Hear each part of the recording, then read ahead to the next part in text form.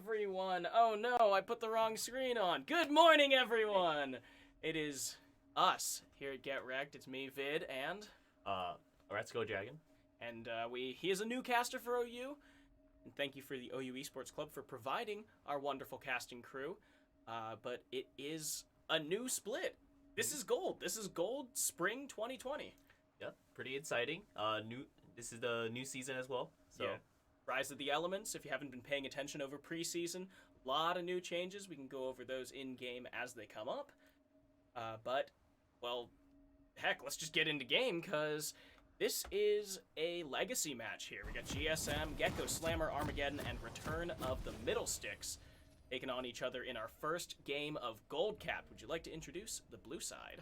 all right, for Gecko Slammers Armageddon, we have El Zacco 69 as the orange top lane, Panther 553-2-1-2 as Amumu in the jungle. We have GSM Levi's in the mid lane as Diana, and then for bot lane we have Naked Beekeeper and Silver Spade 10 as Zyra Khan in the bot. And then on Return of the Middle Sticks Gold, we've got Papatito in the top lane on Darius, a Jelly Roll in the jungle on Vi, Jabronis in the mid lane on Victor, and in the bot lane, Duvranga and Gid Shadeslayer playing Tristana and Nautilus. So, we'll talking a little bit about the players here before we get into the gameplay. GSM is pretty much the same as last split, except Levi's moved to the mid lane, and they picked up Naked Beekeeper. So, Levi has been an ADC. He was always memed a little bit as a Caitlyn one-trick, but seems like he's taking his talent to the solo lane, where now he's playing this Diana. Meanwhile, Return of the Middle Sticks, their gold team last split, looked nothing like this. They had a completely different team, and now we've got Uncle Jabroni's back from his hiatus. Duvranga switching over from, I can't remember what his team was last split. I think it was one of those second or third place team, and a Jelly Roll making his return. He hasn't played in a little while, but we got a sneaky bait here, and that's going to be a route onto Silver Spade. They're just going to walk away, but he gets pulled back in. Silver Spade uses the heal. Naked Beekeeper helps out his support. Tristana and Nautilus both are really strong level 1, especially if Tristana grabs bomb first. And then Nautilus having 2 CCs available due to his passive, is this like Staggering Blows? Staggering Blows, yep. And then the Dredge Line. And, of course, Zyra Khan, not exactly a slouch at level 1 either, but because they didn't have the priority on there, they let Jelly Roll take red buff first. Papatito leashed him that. Meant that Duvranga and Shadeslayer could hang out in that bush with a sneaky bait. Alright. Let's see, with that early advantage, it looks like still going to be pretty even in the bot lane. No pods seems like they were used, but a summoner was used. So that could mean that inside they engage, they are a little, they have to be a little more cautious. And actually, Jelly Roll is here, and Shadeslayer doesn't want to dive under turret at level 2. That's a little ambitious. So how about these jungle clears? Looks like Panther is just going red Raptors and then into the full blue side. Yeah, Krugs is pretty slow and time consuming, so I can understand that he would avoid going Krugs until he wants to, because it is slower, so that means he would have to spend more time on it and might miss out on getting that Scuttle Crab gold. Yeah, and we did see Jelly Roll opted for red to blue, Gromp. Came for that unsuccessful gank bot, but it looks like they are just going to split the map with those Scuttles. There has been a little bit of vertical jungling going on in pro play. I'm not particularly well versed in the jungle at all, so what is the advantage or disadvantage of trying to go for that kind of vertical jungling? Well, for vertical jungling is if I'm not too well versed myself as well, but I imagine the benefits of vertical jungling is that you get to stay a little more closer to that side of the jungle, so if there is a gank coming in, you're always there. You're ready to respond for that lane side. As well as if the enemy doesn't vertical jungle, that means you get to take a couple camps before they can, and then you can go ahead and just take your camps as well, getting you an advantage on the gold lead. I believe it was in the FlyQuest C9 game yesterday where Santorin and Blabber split the jungle, but it ended up. Oh, here comes a fight here. Naked Beekeeper is actually going to have to flash away the Ignite used by Shade Slayer. Duvranga going in for the big jump on top, and Panther's coming in. Infernal Amumu. He is going to go for it, but he doesn't find a stun. Just gets a little auto attack. Gotta show that he's here, you know, get that Curse of the Mummy's touch, whatever. I'm not exactly sure what the passive is. I know Curse of the Mummy is the ult. I think it's just Curse of Touch. Curse touch, yeah. And Papatito just trying to spar with El Zacco, but Ornn is a Tonky boy, and Papatito doesn't have items yet, so... Yeah. Ornn has been showing up more recently, ever since this season, I would say. I've seen a lot more of. Because whoa, teleport coming in from Jabroni. Papatito does not have the pull available, so it's just going to be somewhat of a wasted teleport. Yep, but it does not look like that Levi's is able to capitalize on this mistake. It lane is just going to end up in the middle, so not going to miss out on too many minions. Yeah, he wasn't able to push it that far, and oh, gonna not connect with a champion. But yeah, that mid lane pressure that you were saying, it didn't look like Levi's pushed it up well enough. And actually, okay, both mid laners now have 6. Jabroni's got it a little bit earlier. But Jabroni's already, 15 CS ahead of his lane opponent, and that's with the teleport top and the subsequent walk back to the mid lane. Yes, but it is a Diana, so once late game comes around, getting that Nash's Tooth into... I don't know what I think it's Nashor's 2 Death Cap is the move now. Yeah, I remember back when you would just go Death Cap into Spellbinder, just straight AP. But now that with the Diana changes, getting that extra attack speed is actually pretty beneficial. But yeah, she will always still be an issue. Still having a pretty strong engage, having to conquer, so then whenever she does engage, she will get some pretty nice heals. And of course, that's why we see Duvranga sitting on the Tristana, a little bit safer, can get away from an engage by the Diana, but that is, opportunity for Levi's to outskill there. He's got the pull back in if he can buffer, or if he can out-buffer Duvranga with the jump. Is because Tristana's jump does take a lot of priority in most grabs, but if you know the timing, you can actually cancel it. Yeah, there are frame, it's like frame exploiting or whatever. Yeah. I wasn't even paying attention. The first Ocean Drake actually did go over to Jelly Roll. He just ran over there and picked that up for himself. Little faster Dragon Clear, not necessarily healthier, but he has a faster Dragon Clear than Panther this early. Yeah. Let's see. Ocean, I believe, would be pretty useful for... Little engage here on the Beekeeper, but that's going to be the root and the knockup on Shade Slayer. He takes a little more than he bargained for, and he is going to have to start chugging those potions. Meanwhile, Papatito getting a little bit health back in that top lane. But as I was saying, Ocean Dragon, always useful for most people, but having a little extra sustain will definitely help out.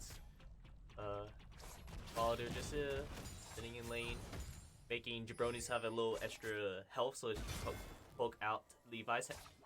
I guess the most important thing is that they don't give it to the enemy team.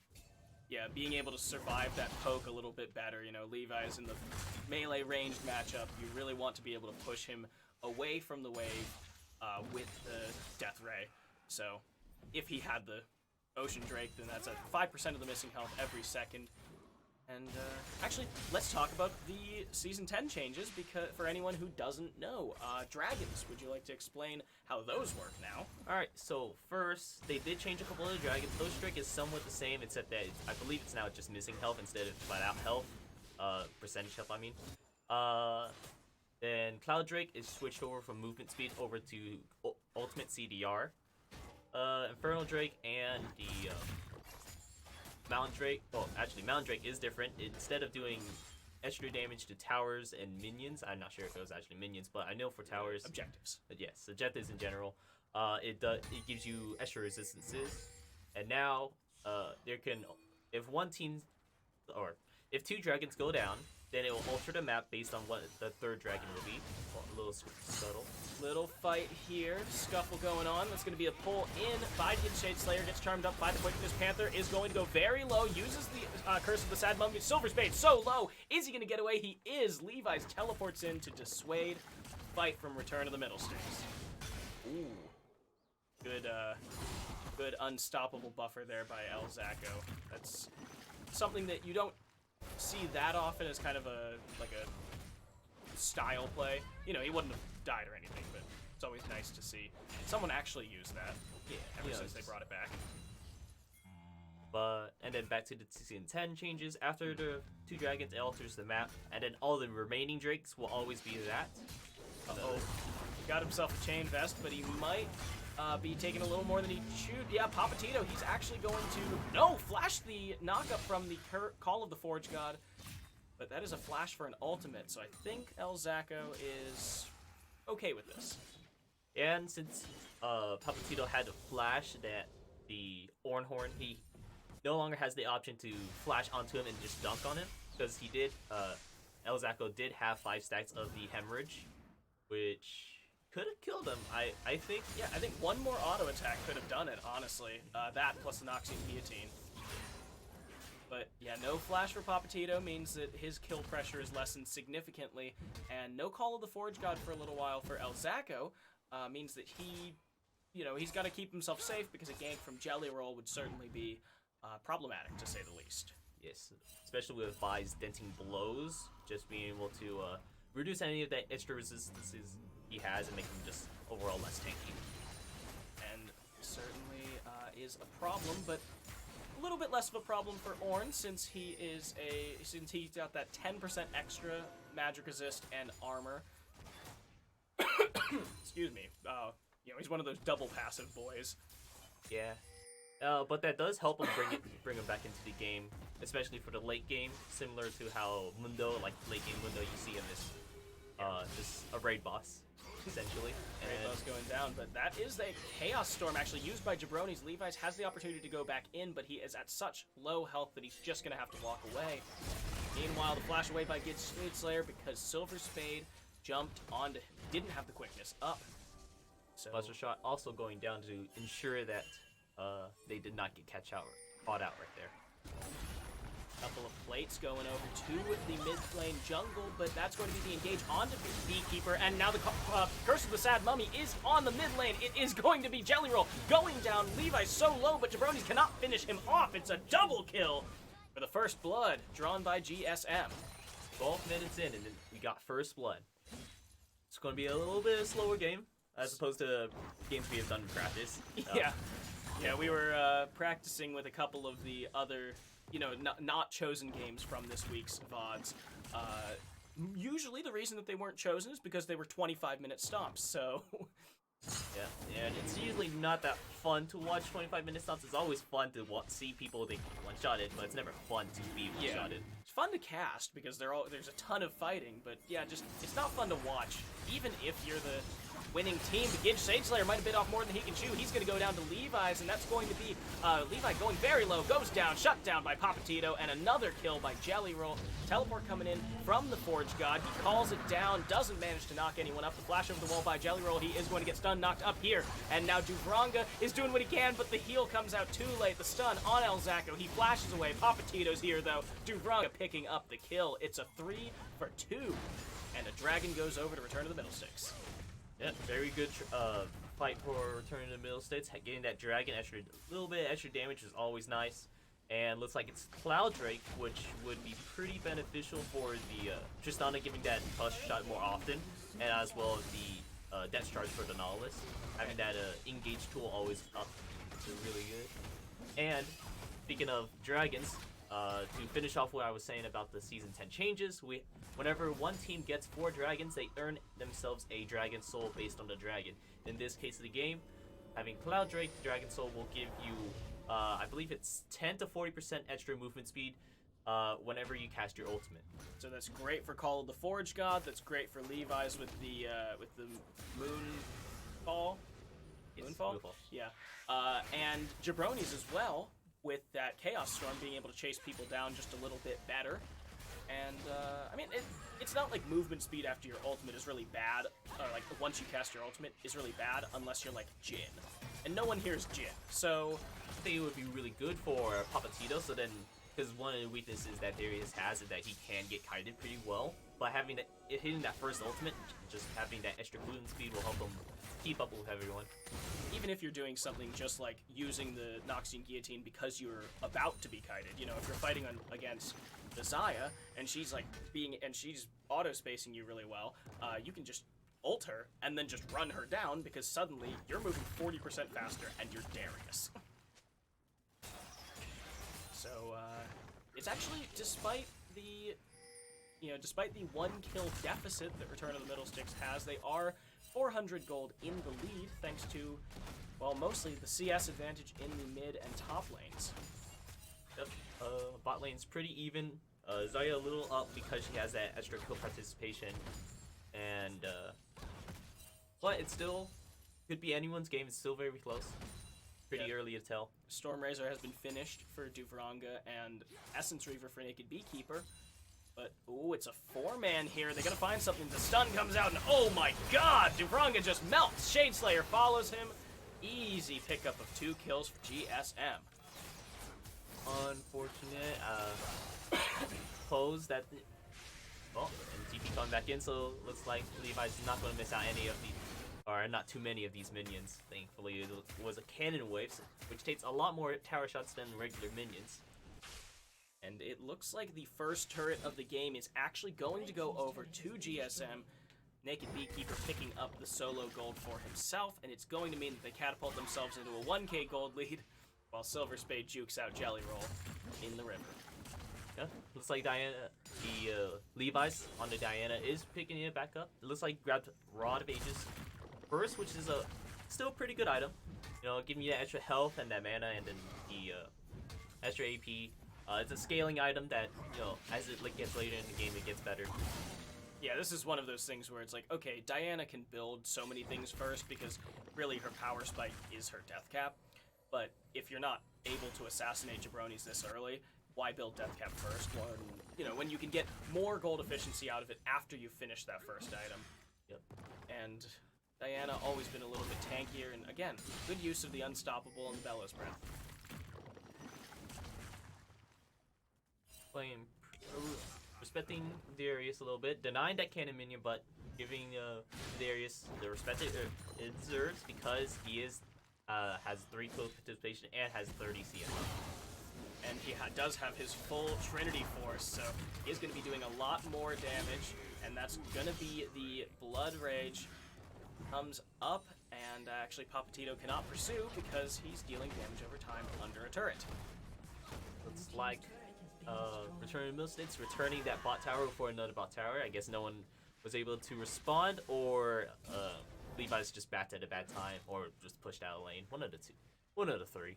Yeah, I was expecting a full lane swap here from the side of GSM. They got that bot tower first. Herald is up.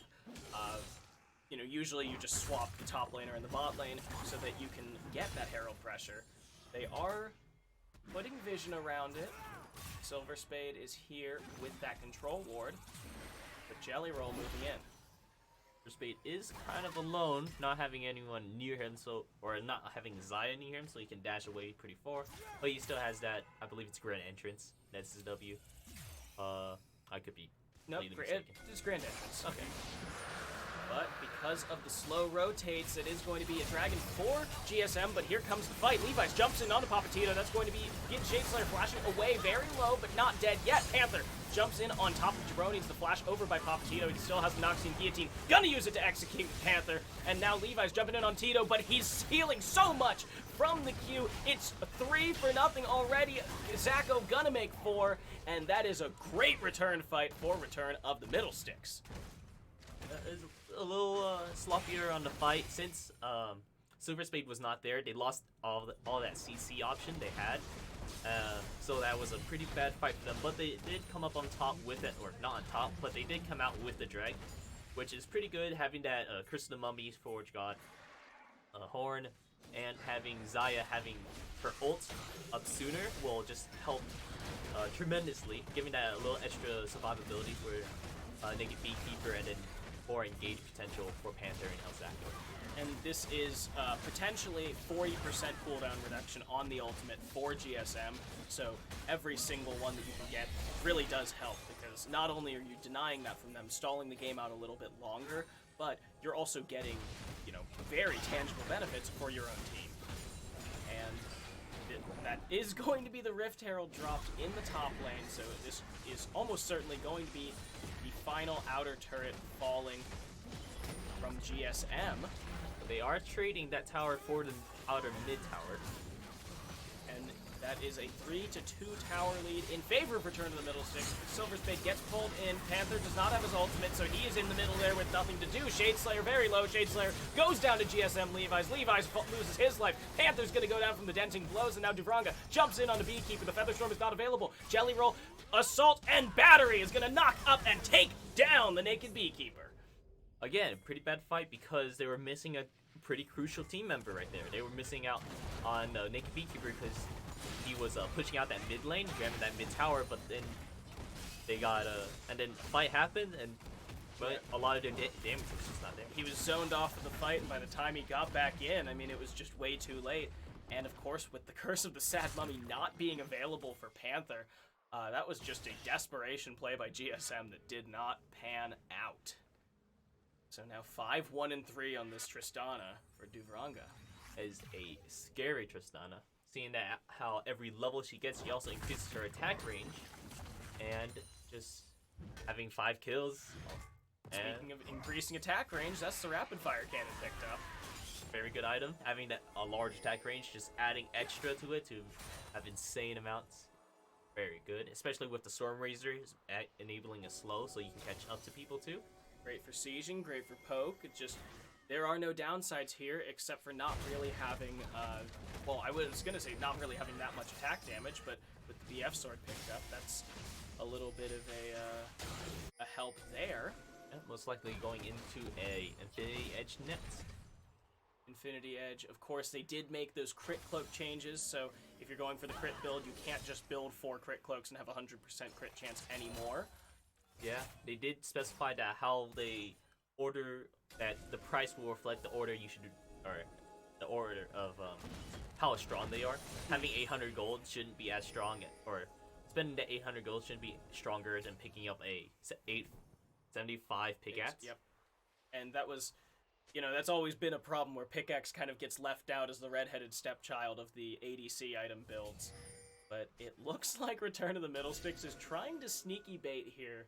After having denied vision, they want to get GSM to step into their parlor, as the spider once said to the fly.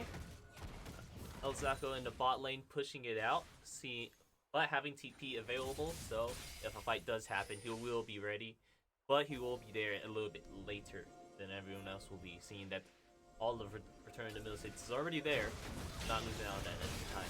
This is the Baron started up. Return to the Middle Sticks knows that GSM doesn't have any vision. Elzacco is in the bot lane, but I don't think they can burn it out quite fast enough for them. But they actually can just slow take this and force the teleport by Zacco. The Call of the Forge God is available, but there's not much of an opportunity to use it. So that is a good Baron play by Return to the Middle Sticks, forcing a teleport for nothing. Looks like they might be circling around trying to grab, well, looking for a fight. This is a fight for control of Dragon, and that's going to be Panther getting pulled into the fight. Call of the Forge God comes out, knocks up 2. Panther gets a 3-man Curse of the Sad Mummy, but he's alone. No one's helping him. Shadeslayer goes down to Panther, and now Papatito hasn't finished off Panther, but he gets a huge heal, and now Levi's goes down after not finishing off Duvranga, and Silver Spade jumps into the middle, cannot finish it off, and Beekeeper tries to go forward, but he's being zoned off. The Featherstorm comes out. Jabroni's chasing him down. One more Death Ray should do it. Doesn't even need it. Uses the Q. Duvranga dies, but Zacco now on the run.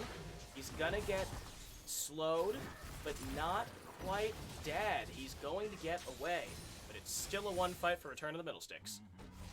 Yep, having a, what is it, 3-4 trade. Pretty good. Almost would have been bad if they were able to kill Papatito before he got that, I forgot what the swing is called. Anyways, Q. the Q, yes, Darius Q. So Decimating and, strike? It's decimating something, I think. it's something, but it was it was a turning point for the fight having that in, because Darius still had his ultimate, and for a lot of that fight, getting able to deal that extra true damage in there and still being a pretty sizable threat. Yeah, he got to dunk Panther, and when we thought he was going down, that could have just been it for Return to the Middle Sticks, but he healed himself up. Levi's wasn't able to finish off Duvranga, and again, Naked Beekeeper just zoned right out of the fight. They weren't able he wasn't able to do any damage because of just how scary Papatito and Jelly Roll were, and how easily they could lock him down. So now a 4K gold lead on the side of Return of the Middle Sticks. Baron is still up, and they have a 2 Drake lead over GSM. It looks like chat's telling us that Darius Q is just Decimate. It is just Decimate, and our volume is a little low, so we'll try and turn that up. Thank you for letting us know.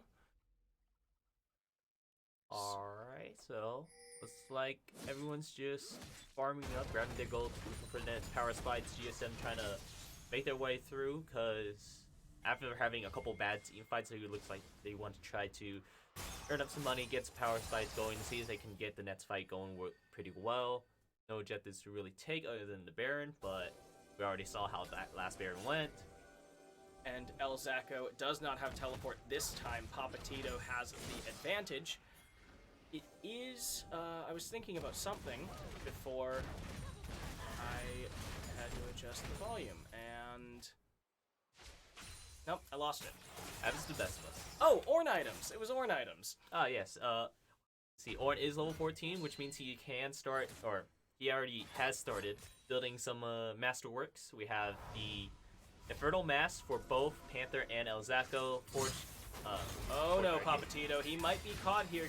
Does not get the heal portion of the Decimate off. He's on the run. It's him against 4. The teleport coming in by Jabronis. Papatito gonna go down, however. It is a 600 gold shutdown right to the Amumu. Pretty good pick off, so now that Papatito's not in the fight, it could end out pretty well. It looks like... Oh, Duvranga gets buffered, flashes, fails it over the wall, and he's gonna get picked too! Oh no! These are pretty good picks for Gecko Slammer's Armageddon, because they are getting these pretty good picks. They're taking these shutdowns, and they're taking advantage of Return to the Middle States just being out of position just a little bit. And I think this actually is going to mean the Baron, unless a massive steal can come out from Jelly Roll.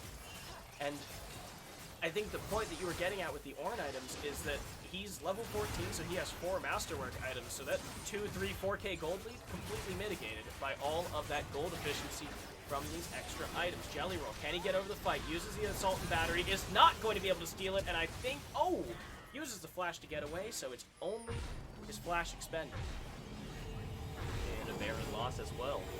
So I didn't even see, but that Return to the Middle States has taken the Cloud Drake, so they're just one step closer to getting that Cloud Soul.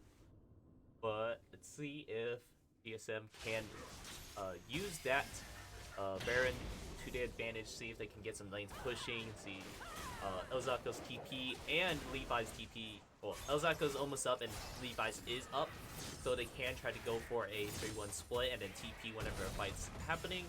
But depending on how the fight goes, if it goes too fast, then the fight could be right over once it starts. Yeah, again, the teleport advantage is something that I don't think the teams have really been focusing on that much. They haven't been making these split-pushing map plays so much as they have just, well, you know, like Zacco had TP. Levi's, in that first Baron play that Return to the Middle Sticks made, Zacco had TP, Levi's also had TP, but they were 4-manning around the Baron rather than trying to 1-3-1 and utilize that teleport advantage. So let's see now if they do it with the Baron. It's a little more blatant on what you're supposed to do, and it looks like they're not going to. It's going to be a 4-1. But they are doing well at pushing these towers. El Zacco keeping Papatito pretty busy, make sure they both can't use their TP in order to respond and turn a fight. That is amazing how much work that Bramble Vest is doing. He took almost a third of Papatito's health without really hitting him with anything except for one clap. Also reducing that healing from Decimate. So he is, yeah, just look at that. Just being able to smack him around while his team is taking this Cloud Drake is going to bring it to a 3-2. Still soul point, but GSM is one step closer to getting the soul. Yep. Having a little extra cooldown timers for the ultimate, so like in that previous fight where Panther did not have his ult, in this case I believe he would. Yeah, I think it was really only 20%, so... And now Papatito on the run, just gonna let that turret go down. It is now a 5-4 turret lead. Turn of the middle sticks still has the turret lead from that early advantage that they built up, but I think that's going to change very soon. There's some super minions free firing on that mid inner turret. And those cannon minions really do add up whenever they're attacking. That Baron buff. Baron buff is, I think, I don't know how much longer it is. I don't remember either. I'm not sure if it's 5 more seconds or 35 more seconds. They made some changes with it. Oh, okay, so it was 5 more seconds. Okay. I did know that they made changes with either the Elder and the Baron, just have Baron a little longer than the Elder buff is. They originally had them at the same duration, and then they realized Elder's really, really strong, and they wanted it to kind of be the push now, or like fight now, rather than Baron, which is a little more slow push oriented. So let's see.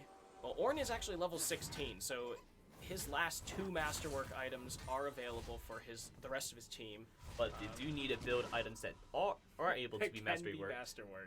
For Rakan, I would imagine he'd be building a Redemption, turning to Salvation. Yep. And then Diana, probably the Rabdon's Death Cap into Death Crown. Yeah. The Ornn items have such cool names, you know, Forge Fire Cape, Death Crown, Molten Edge, Luden's Pulse. That one's kind of weird. Yomu's Wrathblade. Wrathblade. Oh, that one's sick. It's Abyssal Mask. Does it turn Infernal into... Mask. Oh, it just turns into Infernal Mask? Okay. Yep. But yeah. And wow. then, oh yeah, and then Zhonya's Paradox. Zhonya's Paradox. And then Salvation for Redemption. Yes. So... Just flexing on you with her game knowledge, guys. Don't worry. Yeah, you know. Yeah, I totally didn't spend like 30 minutes just reading all the items. Oh, that's okay. I woke up this morning and looked at Aphelios' abilities because I really am not sure what he does. Oh man, I don't. I mean, I'm pretty sure Aphelios' Q changes depending on the weapon, like the name, but I'm not going to bother. Yeah, I'm sitting here. I'm like, okay, so wait, is this makes so much more sense? Wait. Oh god, this is just so confusing. But the gold is actually dead even here. It is, you know, 200 gold back and forth, but you can't forget the power of those Ornn items. Yep. Always being having their late game a little stronger than the enemies. Having those mastery words is always nice. Papatito does not get the apprehend over the wall. The Shade Slayer. Looks like they are going to be trying to fight for vision for the dragon. So then because I believe that Dragon Soul is a little more better than getting a Baron buff, just because it enables first to get that Elder Dragon, and 2, you have a permanent buff and you can just try to survive through a Baron. Yes. So you can't survive through Soul because it's there. It's permanent. Yes. I do think in this case it might be better to fight for the dragon. In my opinion, using Soul or like forcing Soul is something that you do when you're ahead. So when you're ahead enough that you can actually pressure the Elder Drake without that much of a chance of the other team stealing it. Because when you take Soul, then all of the future Drakes are going to all be Elder Drakes, which it is basically a game-ending buff. Yes, with the 20% execution range. Yeah, the entire enemy team's fighting on 80% health, and holy crap, Duvranga, the respect on that flash.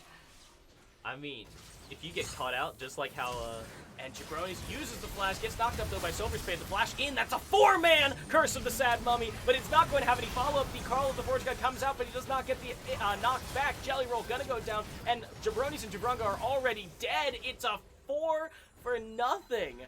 GSM playing that fight pretty well, protecting the ADC in order to kill their front line, and then Levi's and I believe Panthers been doing very well in order to take out that back line.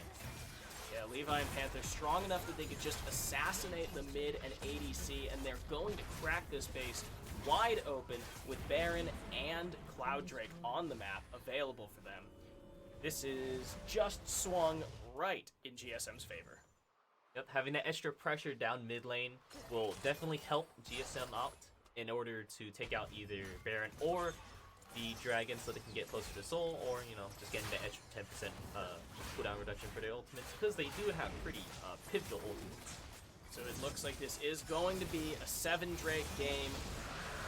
3 Cloud Drakes on the side of GSM. Return to the middle sticks has got the bargain bin of Ocean, Infernal, and that first Cloud. Hey, it's okay just having like a little bit of everything for Drake's wise, you know? Having a little extra damage can help out, but it doesn't really help out when a Diana just jumps on you and just one-shots you. When you can't do any damage, and when she bursts you from 100 to 0 in 2 seconds, that 5% missing health doesn't do much.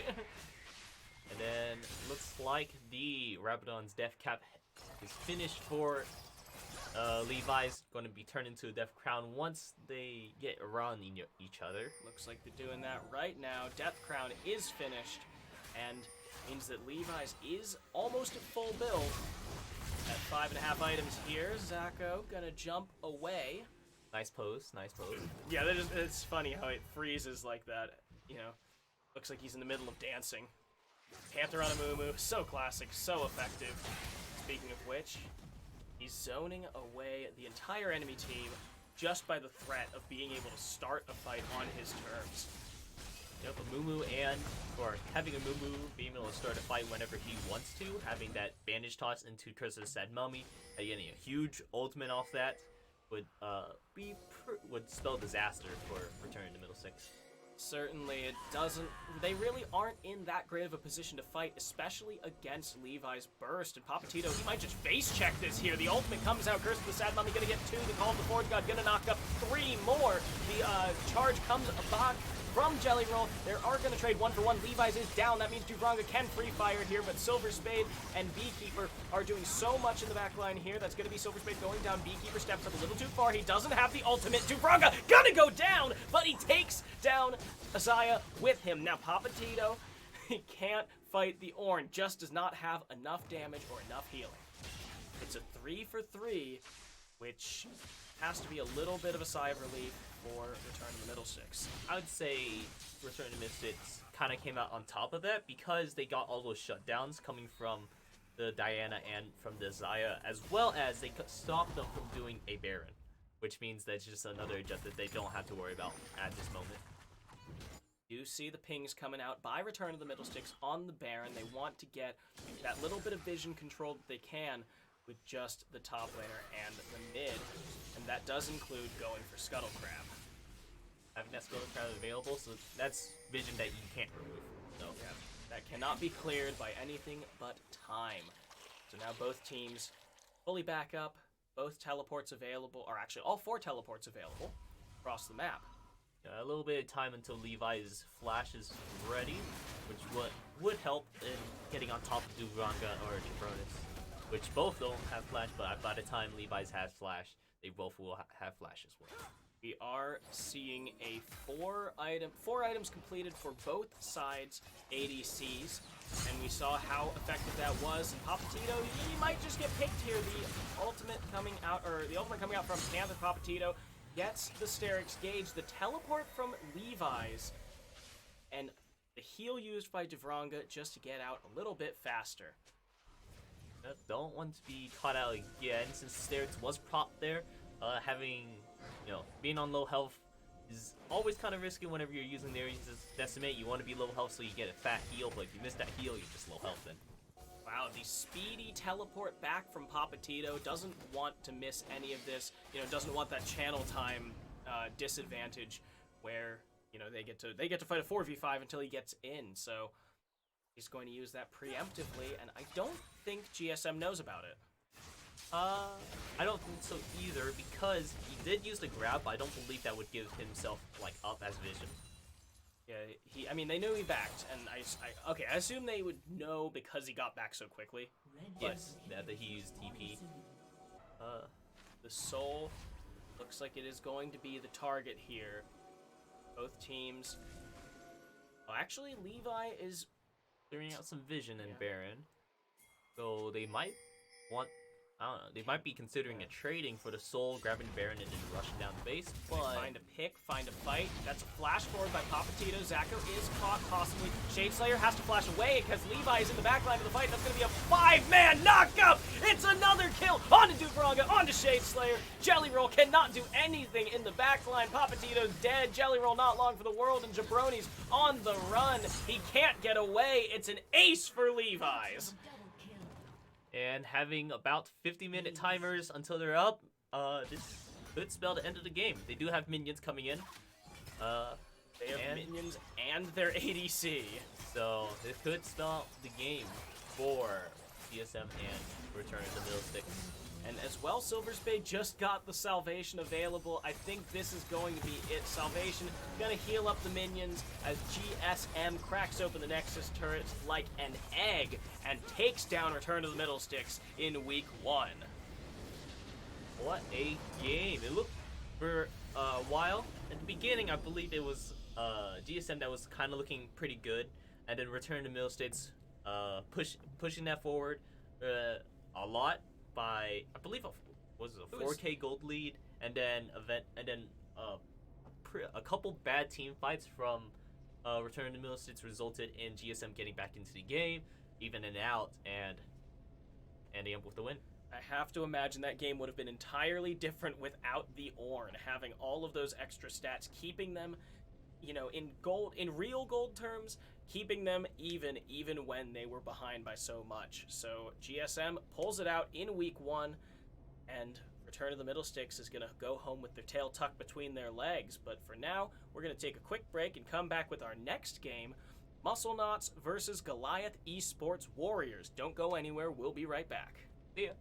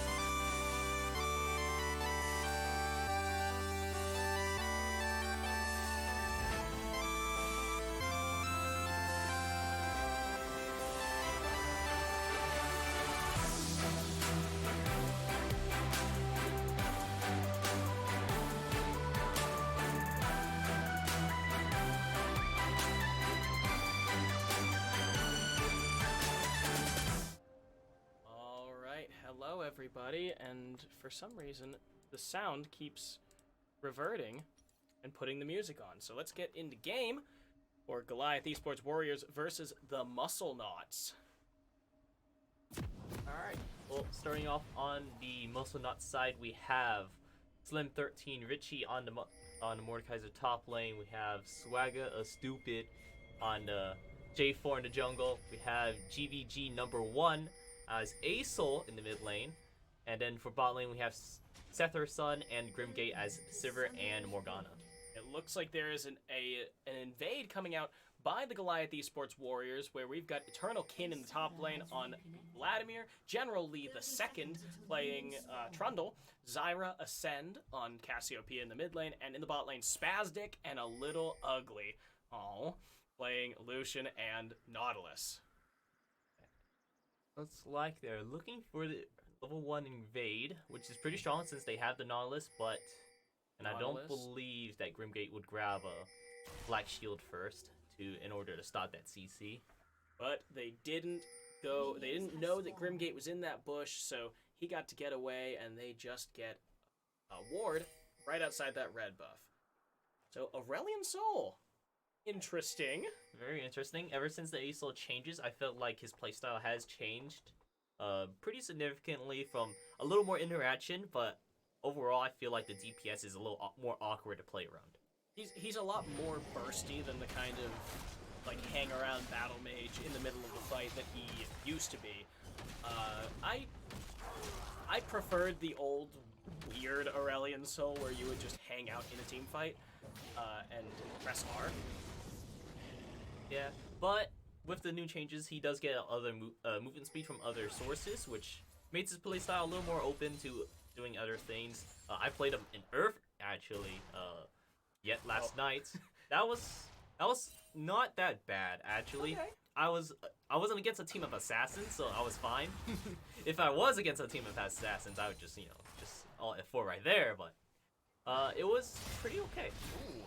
Root comes out onto Grimgate, and the Trundle Pillar is going to force a flash by Grimgate. And it looks like we might be doing a little bit of this vertical jungling that we were talking about last game, because Swagga Stupid has taken the red side of General Lee the Second's camp.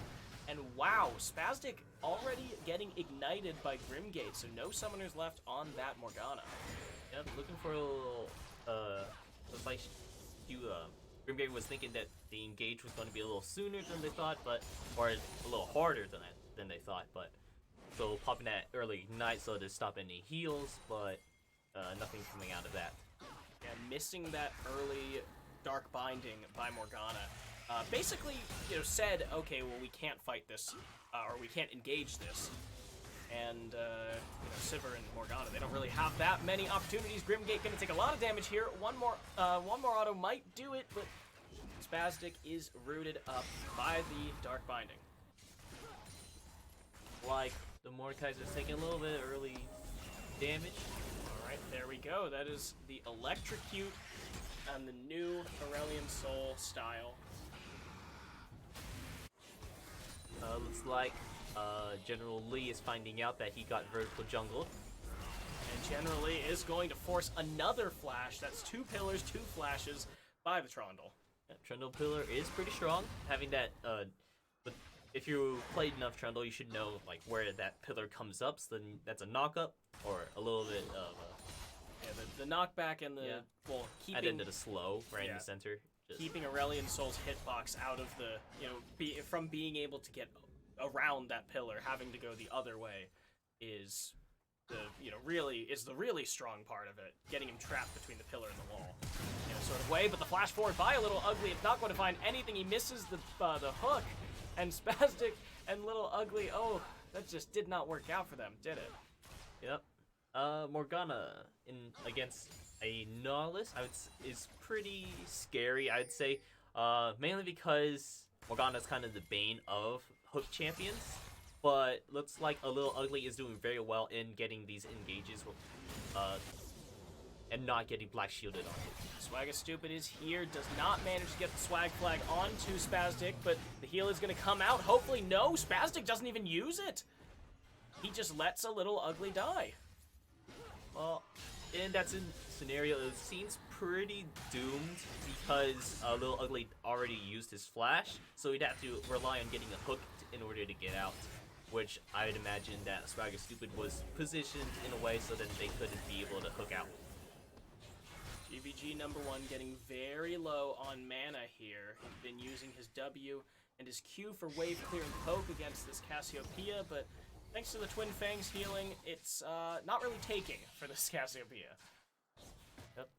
I would think that with the new Aesol that you would be able to take Conqueror, but I assume that number 1 took Electrocute just for a little easier trades against the Cassiopeia. Having that poison always do that extra damage to you, so having a little upfront burst would definitely help. And you were saying that before the game, right? The Conqueror is usually what people go for? That's what I see at least, but I don't know if they actually play Aesol, like one-tricking Aesol, or at least play Aesol enough to know. But I would imagine Conqueror would be the one, because you still have a lot of pretty decent consistent damage with your new W, since it's like on a 2-second cooldown once it's max ranked.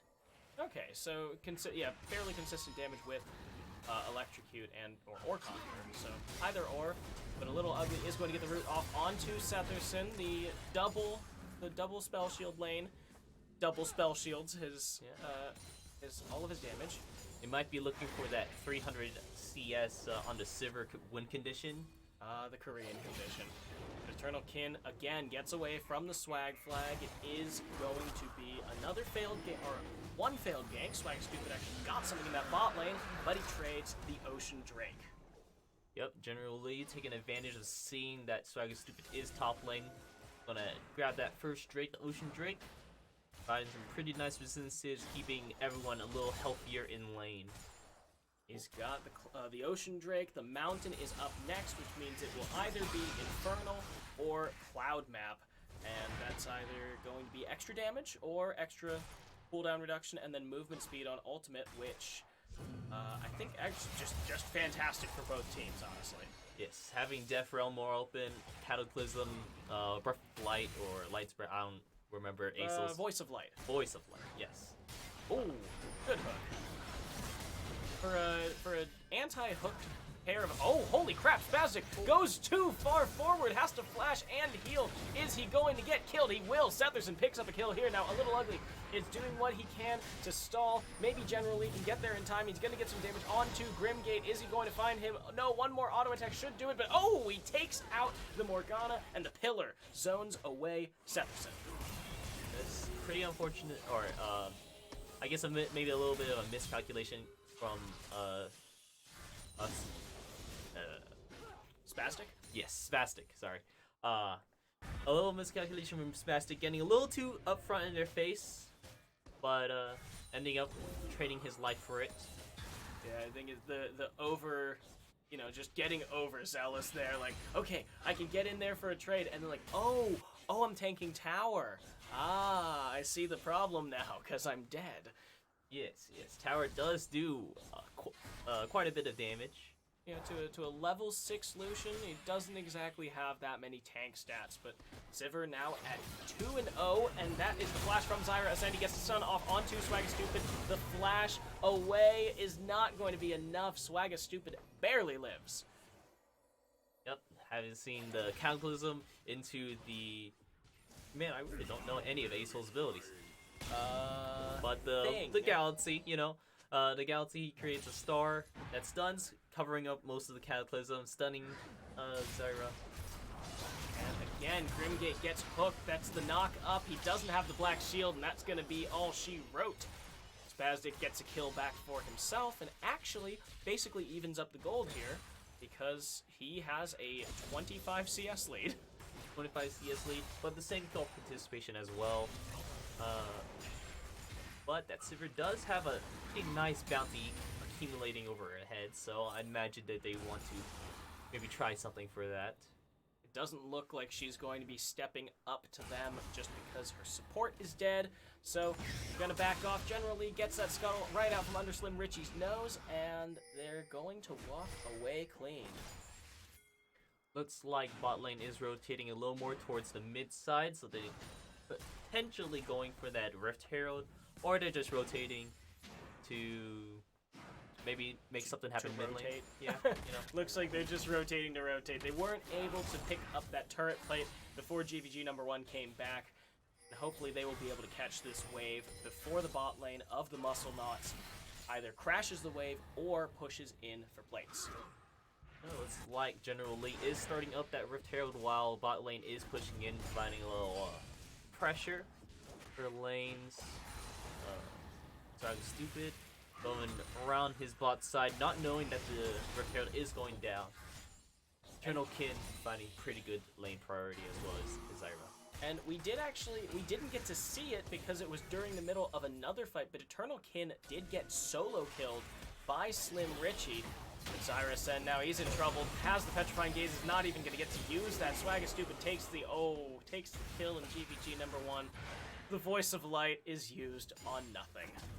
No, it was just a little bit of a Let's Play, showing that I still had this in case you were trying to get out. In case you thought that you could survive. It's right here. Now, Swagastupid might have stepped up too far because he gets knocked out of the Flag and Drag. Grim Gate gonna take a lot of damage. The Depth Charge is gonna knock up the Morgana, but now GVG number 1 is here. Spaztic is in trouble. It's a 4v1. He's caught by the binding. I think that's it for him. The Electrocute comes out, and the A-Soul gets the kill. A-Soul doing what he's good at doing, and that's roaming around to other lanes. Roaming to help out his laners, and he does end up netting his team, rather, a double kill, and Swagastupid actually lived too, which is just unfortunate for the side of Goliath Esports Warriors. Yes, 7-2 for kills, and about a 1k gold lead right now. And for 7 to 2 kills, 5 kill deficit, that should be about 300 times 5, so 1,500 gold. The fact that it is smaller than that is a testament to the laning abilities of Goliath Esports Warriors. They've got about 30 CS lead in the top lane, a 25 CS lead in the bot lane, and despite being down in kills, they are up in CS, and Slim Richie has to walk away after Eternal Kin uses the Hemoplague. Yep, getting pretty nice damage in, but looks like he is going to be staying, not having teleport available. So he will want to try to stay in lane, trying to catch these minions. Speaking of teleports, GVG number 1 gets used. He's grounded, gets a lot of damage on Zyra Ascend. Oh, the Voice of Light doesn't manage to pick him off, and the Conqueror, though, the flash forward. GVG number 1 on a killing spree, 3-0. I can see why taking A-Soul would be a really good matchup for Cassiopeia. Always moving around means you're never actually looking at the Cassiopeia when you're fighting her. Which means if she tries to stun you with her ultimate, it's a lot harder to do. Yeah, you don't need to be right in front of her looking at her to deal damage because you've got damage all around you. You can just turn.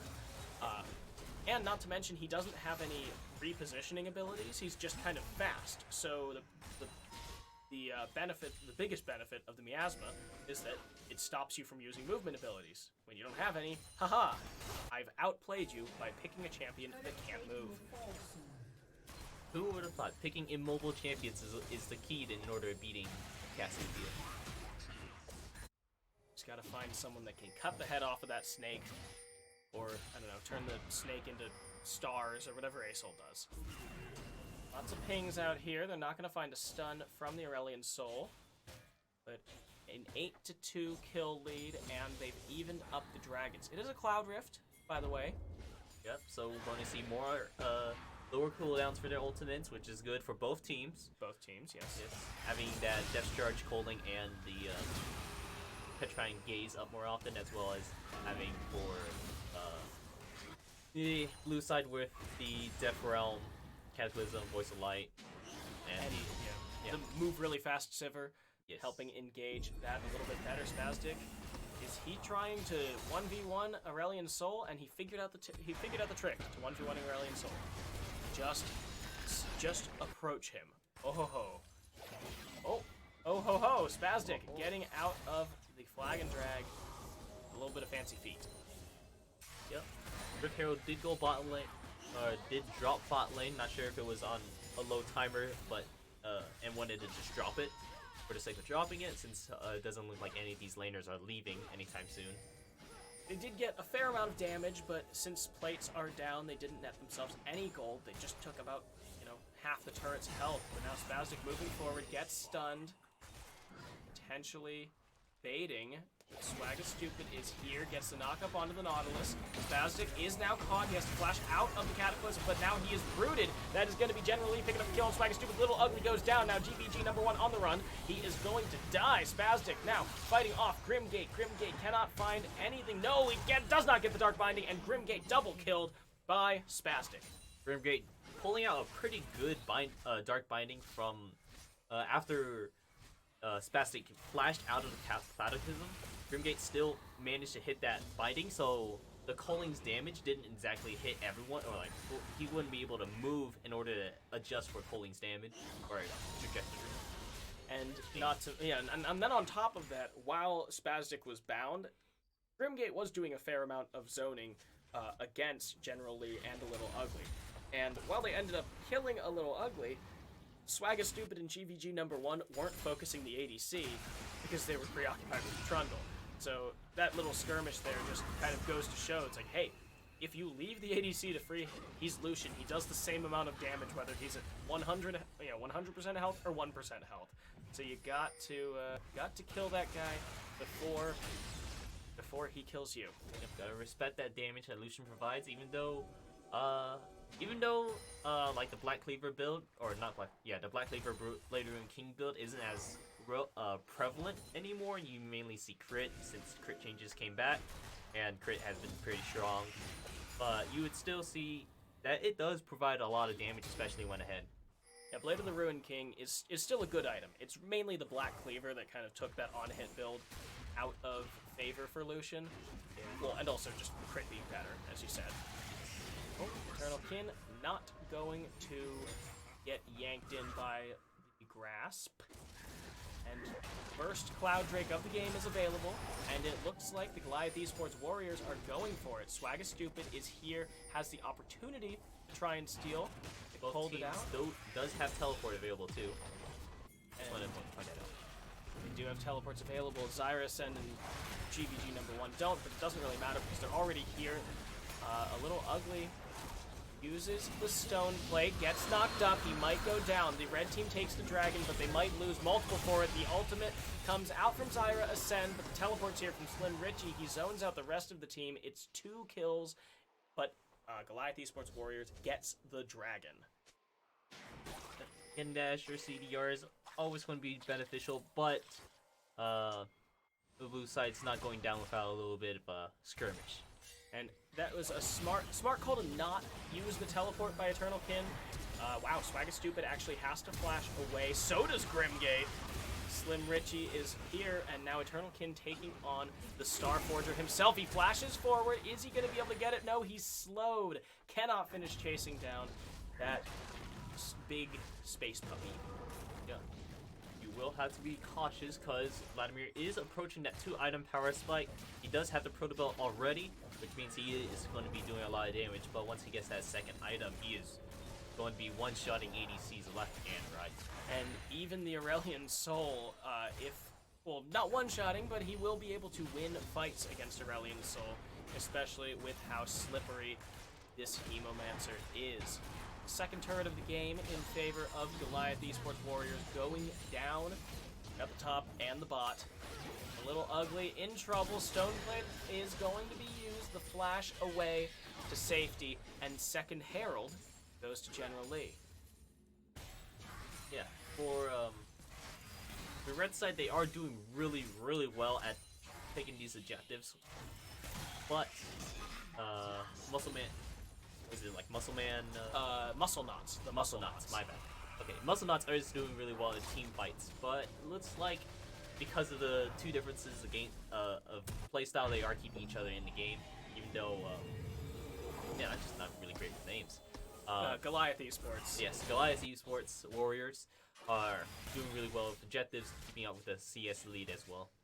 Yeah, that's okay. I am usually not very good with all of the new teams' names. Both of these are new teams, by the way. Flex, the Muscle Knots. They do have Setherson, who is back from He was originally on the UCO Gold team, the Broncos, that were playing in. Well, it was that 20-team mess where we had, I think it was Bilgewater and Shadow Isles way back when. But Goliath Esports Warriors is an entirely new organization, new team that has joined the GRLCS this split. And they're doing pretty well considering CSing, I would say. Having Cassiopeia being 0-4 is kind of A little not good. a little not good, but she is CSing pretty well. So once she ever gets that Paraspites, And yeah, that would be what we said. It's like Vladimir, he's already very strong. He'll probably win these 1v1s. And so, Goliath Esports Warriors here for the second time. They said, hey, if the first Rift Herald couldn't do it, let's see if the second will. General Lee flashes forward, uses the pillar, will not find anything. Ooh, hook goes a little bit wide. And hopefully for the Muscle Knots, they'll be able to stop this, but it doesn't look like they will. Oh, that's a 3/4 turret chunk. ever since with the Rift Herald changes, not doing health based on his not doing damage based on his health anymore. My bad. With those changes, it always makes it still a threat that you have to kill him, even though he's like super low health. You don't want to get those extra charges in. Yeah, it used to be that you could just leave. You know, if Harold's less than half health, you could just leave him there, or her, if you're a fan of Shelly. Are you a Shelly or a Harold camp kind of person? I am more of a Herald kind of guy. Harold and Shelly. And see, my personal thing is that the first Rift Herald is Shelly. The second Rift Herald is Harold. So, you know, it's a little equal opportunity Rift Herald here. But anyways, it used to be that you could just get the Rift Herald to half health and, you know, just let it kind of die because it's not doing any damage. It's not really doing anything. Now, you have to kill it before it gets that other charge off because it will be bad news bears. It will be bad news bears for your turret. It being a flat amount of damage now instead of scaling with Shelly's health. Looks like the Drake is coming up soon, and Goliath Esports Warriors do want to try to get it. About 20 seconds left until it comes back up, and we do see Zyra Ascend is going to split push the top lane, clear some waves up here, catch that, and he does have the teleport, so of course you don't want to. Oh, wow, Spastic really is a hook or a binding magnet here. Swagga Stupid goes down under half health, which means that any steal that he goes for is almost certainly going to be a suicide mission. And Goliath Esports Warriors, oh, it resets. Dragon resets. But can Goliath Esports Warriors win this fight? The teleport coming out from Zyra Ascend. The root is on Eternal Kin, and the Hemoplague is gonna do so much. Zyra Ascend gets one. That's a second. Now Spastic running from Slim Richie in the Death Realm, but they lose their ADC. But they do pick up the jungler of the Muscle Knots, which is going to mean this free dragon for them. Star, Voice of Light, not going to find anything. And very close, though. Very close. Yeah, very close, but they bring it to Soul Point. General Lee chasing down GVG. He moved so fast after that smite. Yeah. Because nowadays, I see junglers taking Nimbus Cloak. So, because you have Smite so often, and Nimbus Cloak is essential. Whenever you read the description, I read it as it's essentially a second ghost, as having Ghost. Yeah, it's having Ghost whenever you use a summoner spell, right? Yes. It doesn't scale as high as Ghost does, but gives you the extra movement speed. I don't think it gives you that move through units, but it does give you that extra movement speed, that scale that ramps up, like how Ghost does. I remember when it was for your ultimate. I would only take that on Karma. It was just. I took it as Talon because having that ultimate available to reposition super well. It was very nice, but now it's gone. The 3 iterations, when it used to be Ultimate Hat, whenever you casted your ultimate, it would reduce the cooldown, and I miss that. Yeah, it reduced your ultimate cooldown by flat amount, so you grab that. I don't think Ultimate Hunter was in the game yet. So that's why they introduced Ultimate Hunter? Yeah, they replaced Ultimate Hat with Ultimate Hunter and made it the original Nimbus Cloak, which was the ultimate movement speed. But now we've got Cloud Drake for that, so... Yeah. Or Cloud Soul, rather. Yeah, they removed the Nimbus Cloak from giving you movement speed from your ultimate because they decided to move that to the Cloud Soul. Which was better than what they originally thought for Cloud Soul. Fun fact, they were going to make it like Spear Sojin, basically. Are you kidding? That it would reduce your like basic spells cooldowns every time. Yeah, every time you auto. So they were like, we did not need that in our lives. They removed Spear of Shojin, and I cried from joy. yeah, the bruisers were pretty oppressive with that Spear Sojin. Oh, Grimgate, you walked where you shouldn't. You have to flash now, and the Hemoplague is going to do a whole lot of damage to your health. And even worse, the Black Shield is actually going to go down, so he loses his life. Slim Richie barely gets away. The heal by Setherson keeps him alive. The Starforger's in the bot lane, but he has lost one of his teammates, and the Baron is ripe for the taking. Yep, and it looks like General Lee is already ahead of him, going ahead to take that Baron, while GVG #1 is taking that bot tower, trying to respond to that. He does have teleport ready, but I don't believe this is exactly a fight he wants to take. I don't think they can even think of fighting this, because with the double DPS, with the Zyra, or the Zyra Ascend, the Cassiopeia and the Lucian having double DPS, it is going to burn through that Baron. It's going to be a Baron buff for Goliath Esports Warriors. They're looking much better in this game than they were earlier. Yeah, I believe that they picked this. They played to their strengths pretty well. You saw that Lucian did have a pretty strong lead because he is a pretty strong early game, especially with having a hook champion. So they played around that a little bit, putting both the Herald's bot lane, and then they just waited until the Vladimir scaled up, and then Cassiopeia is scaling up now. She is getting there. A lot of damage coming through from Zyra Ascend. And I think importantly for Goliath Esports Warriors, they never... I mean, this was their game plan all along. It looked like this was their game plan all along because they knew that Cassiopeia is not going to win the early game. They knew that Vladimir isn't supposed to just solo kill Slim Richie. So what they did instead was they conceded those, focused all of their attention onto the bot lane, put the double Herald down there as you said, and now, GVG #1 forced to flash away. But they knew that this, like, okay, we got behind by 7 kills at one point. But it doesn't really matter because we have Cassiopeia and Vladimir. We're gonna be strong no matter what in the late game. Yes. And pulling out on top a 4K gold lead from playing that smart, playing to their strengths, and grabbing all these objectives as well. And it is Soul Point. With 45 seconds left on this third Cloud Drake of the game, they could just try and go for it, force the Elder Dragon early. And are they gonna get GVG #1? It looks like they may. He doesn't have flash. The Voice of Light gun almost takes down Spastic, but they are not going to get him. The Star Dragon just slithers away while Zyra Ascend slithers her way in through the top lane. Death Realm is here. Can Slim Richie take down the Cassiopeia? I'm not sure if he can. One more Smonk might be able to do it, though. Is he gonna get it? Oh, the flash away. Is he going to? Yes! The kill on the Zyra Ascend. Damn it. This is so hard to not just call her Zyra. Well, Zyra Ascend, if she had landed that Noxus Poison, or Noxus Blast, I believe is her Q, it would give her movement speed in order to...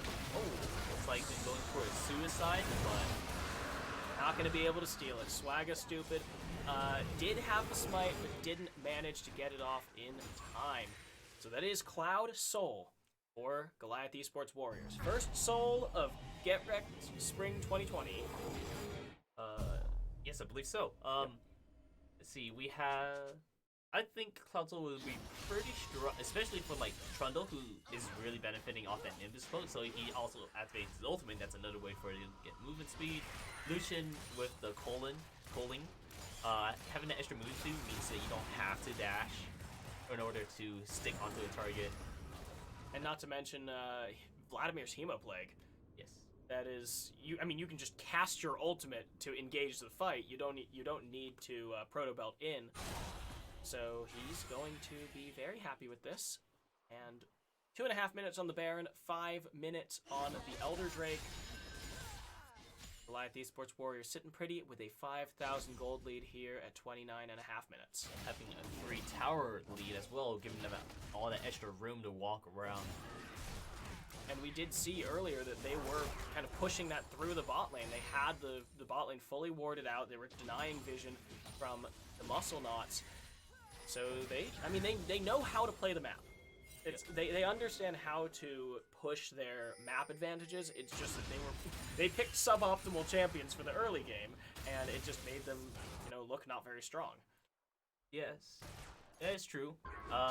But they do have a pretty strong late game whenever they do get to that point. Uh-oh, Richie. He's gonna try and take on a little ugly, but I think he can live through it. He's got a lot of tank stats here and the magic resist boots. So now Slim Richie on the run, generally gonna chase him down. Swagger Stupid flashes out of the Cataclysm, and Setherson picks up the kill after they jump down on Spastic. Zyra Ascend coming in on the Cassiopeia. So they're gonna have to walk away. I totally forgot my train of thought previously. But anyways, so looks like Goliath Esports Warriors are going to push out this top wave since the main DPS was busy mid lane killing Spastic. Yeah, and he was basically their entire wave clear, so they're going to be able to take down the inhibitor right before. But Eternal Kin, he has... Oh my god, is he going to just kill Setherson here? He does! The shutdown onto the 4-0 Sivir is great for this Vladimir. Yep, getting the extra movement speed from Cloud Drake whenever he used the Hemo play just made it stick onto the Sivir even better. While the Sanguine Pool slows you, getting movement speed to counteract it just basically nullifies it to mean you're protected while you move just as well. And now they might have found something on the Slim Richie, getting some damage. Swagger Stupid is here in the front, and that is GVG #1 in the back. He knocks over two members of the Goliath Esports Warriors, but he's going to lose his life for it. They cannot find the kills on the Zyra Ascend. It is going to be a 3 for nothing, plus that solo kill. It looks like 4 of the members are going to be rotating towards the Baron while they're keeping Eternal Kin on the mid lane, providing a pressure on the map, as well as the top lane inhibitor. Yeah, they don't have the minions into the base yet, so they just want to bring both of their DPSs up to the Baron, while Eternal Kin keeps Setherson and Swag Stupid pinned into the base. Wonder if he's going to be able to get that inhibitor. Oh, he already got the inhibitor, so... It looks like someone wants to try doing a 1-3-1. Possibly. Sure. And it looks like Spastic is going to try to maybe grab Gromp. Maybe he's like almost there to an item, so he just wants to grab a little extra gold, clear out jungle camps, get some vision control. He's doing late game ADC things where he says, I'm invincible, so I can just definitely walk through their jungle without any form of retribution. He's correct now. But let's see what he goes back to reset with. It is USS? Quicksilver Sash, yeah. So it just looks like they might be 5-manning here. The only person that should be split pushing at this point is Eternal Kin, since he has the teleport. And holy crap, GVG #1 just dies solo. Now Grimgate's going to go down as well. It's double kill for the Cassiopeia. Swagger Stupid, is that going to make 3? It does. And yeah, that's Goliath Esports Warriors being very strong. Yep, late game Cassiopeia, you can't sleep on that. Cannot sleep on the Cassiopeia, and she is just slithering at Slim Richie. She's taking a lot of damage. She might have gone a little too far, but no! She gets the solo kill there in the Death Realm. Does not die to the turret. It's an ace for GEW. Yep, and it looks like they're going... Goliath Esports Warriors is going to try to end with a 3 inhibitor, and then ending the game right here. It is the Swagger end, ending 13,000 gold ahead of Flex. Goliath Esports Warriors played to their win conditions, sacked the early game, and then said, okay, we finally have some CS under our belts, and we know that we can start taking this. Yep. At one point, 0-4-0 Cassiopeia ended up as a 7-5-2 Cassiopeia. Zyra Ascend doing really well, keeping that, farming up, knowing that I will be strong, so I'm just going to get to that point and let my team handle it from there. Letting Spastic and a little ugly do what they do bot lane, taking that little early advantage, and General Lee doing really well with his ganks, always grabbing a little something out of it, going bot lane, taking Grimgate's early flash, going top lane, taking that flash as well, I believe, or was that mid? I think that was mid, but okay. I think he did that 3 times in all 3 different lanes, where he just went up there and forced a flash away at one point or another by that laner. So Goliath Esports Warriors playing very smart, looking like they played very well together, and they I mean, they built their own lead. Eternal Kin and Spastic, they both were pretty dominant in terms of CSing over their opponent. The only question mark I had was Zyra Hassan's early game. It was just a little bit, going 0-4-0 the first. Well, there was like some pretty bad fights that did happen, getting caught out by the Cataclysm during that dragon fight earlier.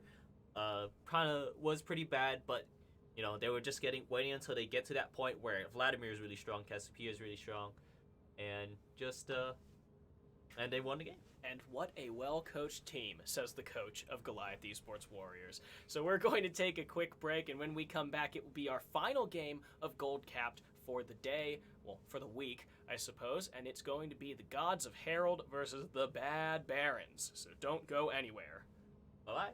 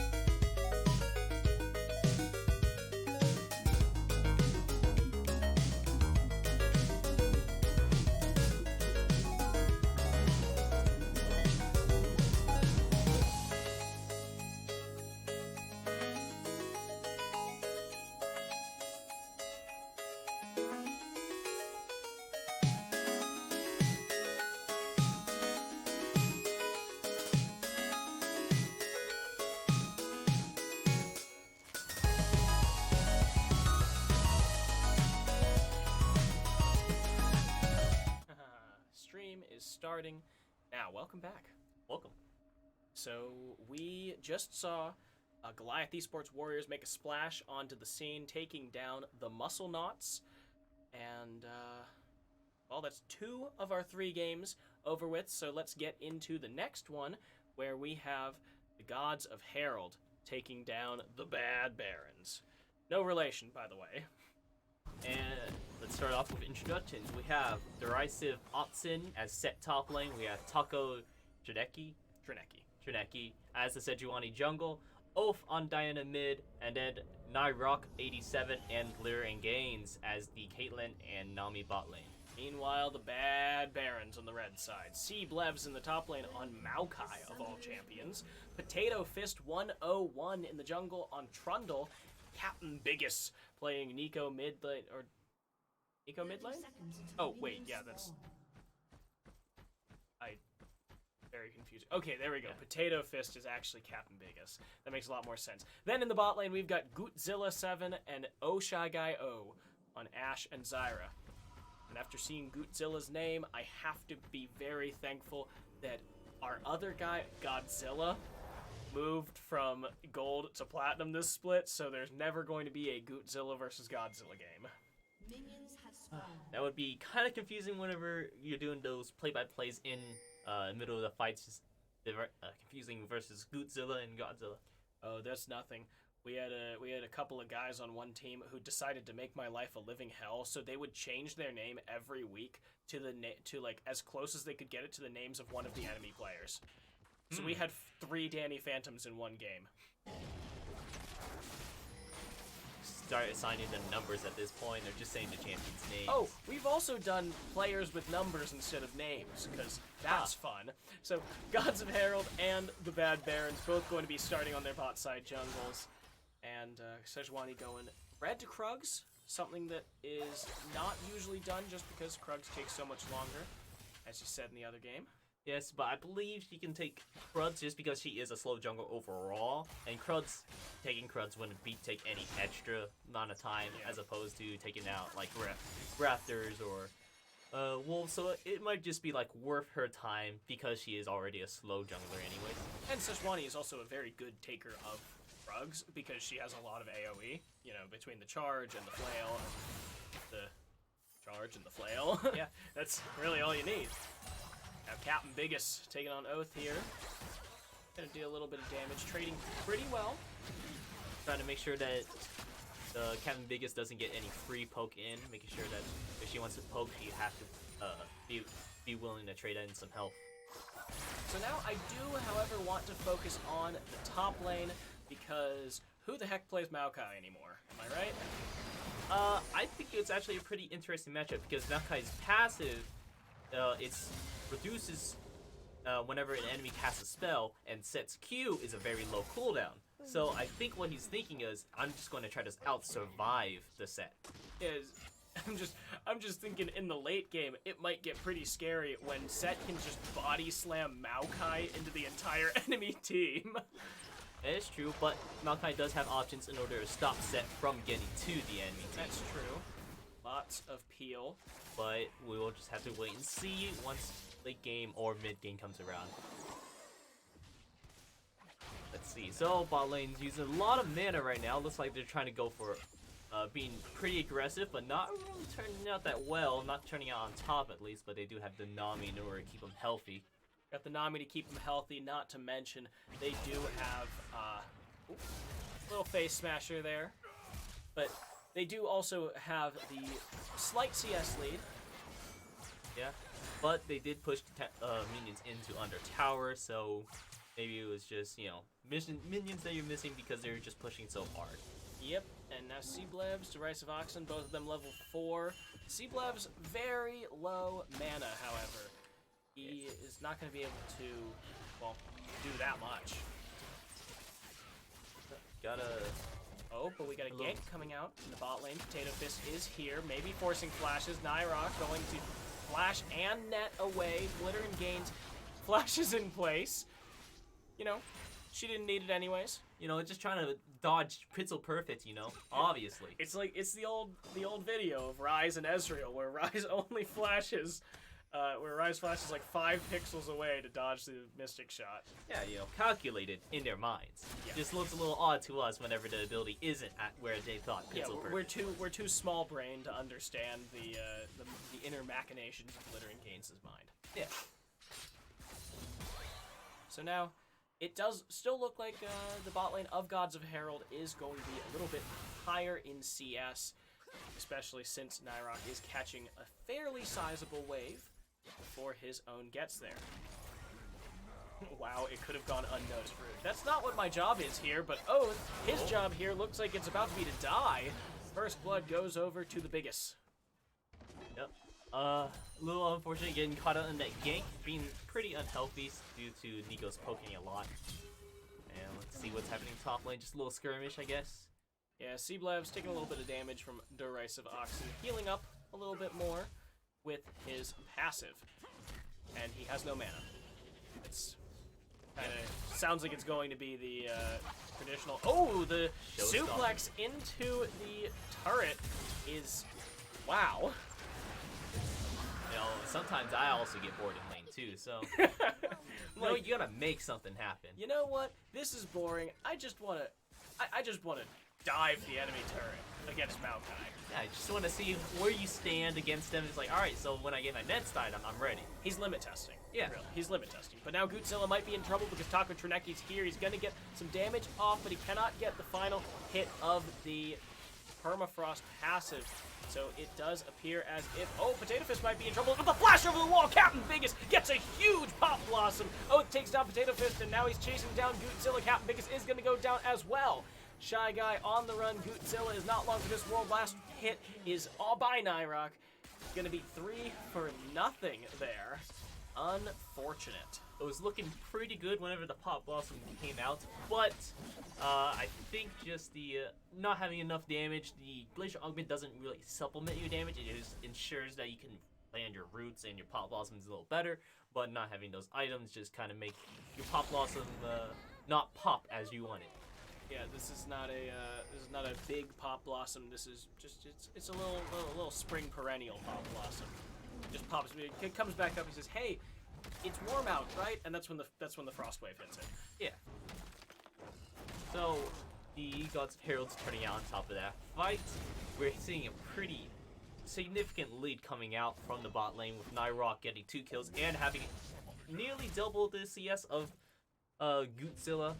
Pretty good wave management so far by the Gods of Herald. They have managed to, crashing waves in, stopping them, but oh, it's here! Giant Moonfall! He's gonna take down Goodzilla with Nyrok's help, and one more hit should do it, but there aren't ultimates, but Glittering Gaines gets it with the Ebb and Flow.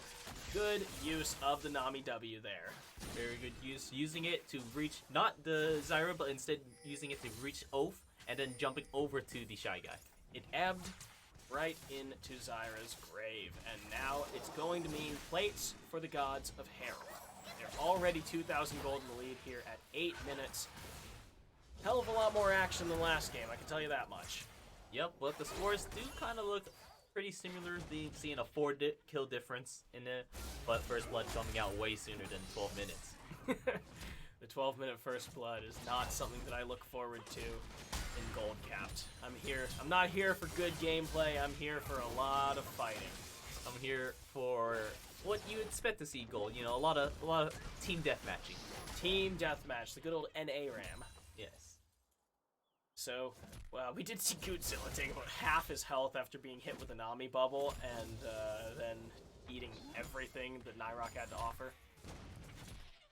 Let's see what Derisive Oxen's gonna do. His Showstopper is up again.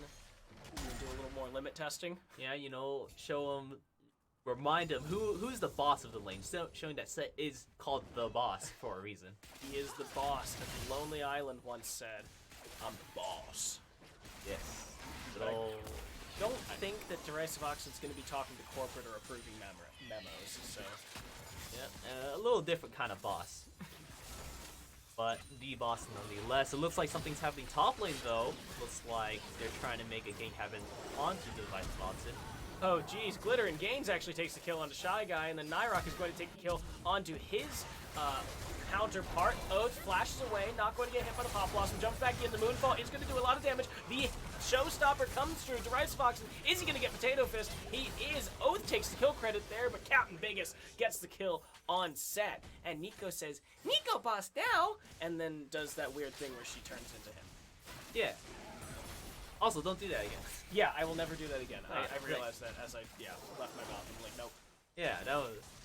Alright, but seeing bot lane taking huge leads now, 4-0-2 for Nyrock and 2-5 for Glitter and Gains. This is unfortunate, but on the opposite side, it does look like they do have pretty good champions for the Bad Barons. Having Nico slow means that you can pretty much guarantee a CC. So, yeah, Nico with the slow, the Tangle Barb. Shy Guy not quite going to get the... Did Taco Trineki throw his ultimate backward? it's reactions. You know, whenever you Q, you want to ult because that's the combo. Yeah, that's so the he's combo. just practicing the combo. So, okay, he's practicing the combo. Yeah. I mean, it's not like Gods of Herald is really suffering from this. I mean, there might be places where they're not getting kills because Taco Trineki doesn't have his ultimate or something. But it's not like they're dying because of it either. And Oath might be caught. He does not have the Moonfall, so he's not going to get that shield. He jumps onto the dragon, but he doesn't have Flash. Gonna go down to the cap. And it's a pretty good transition in order to start off with the dragon. Looks like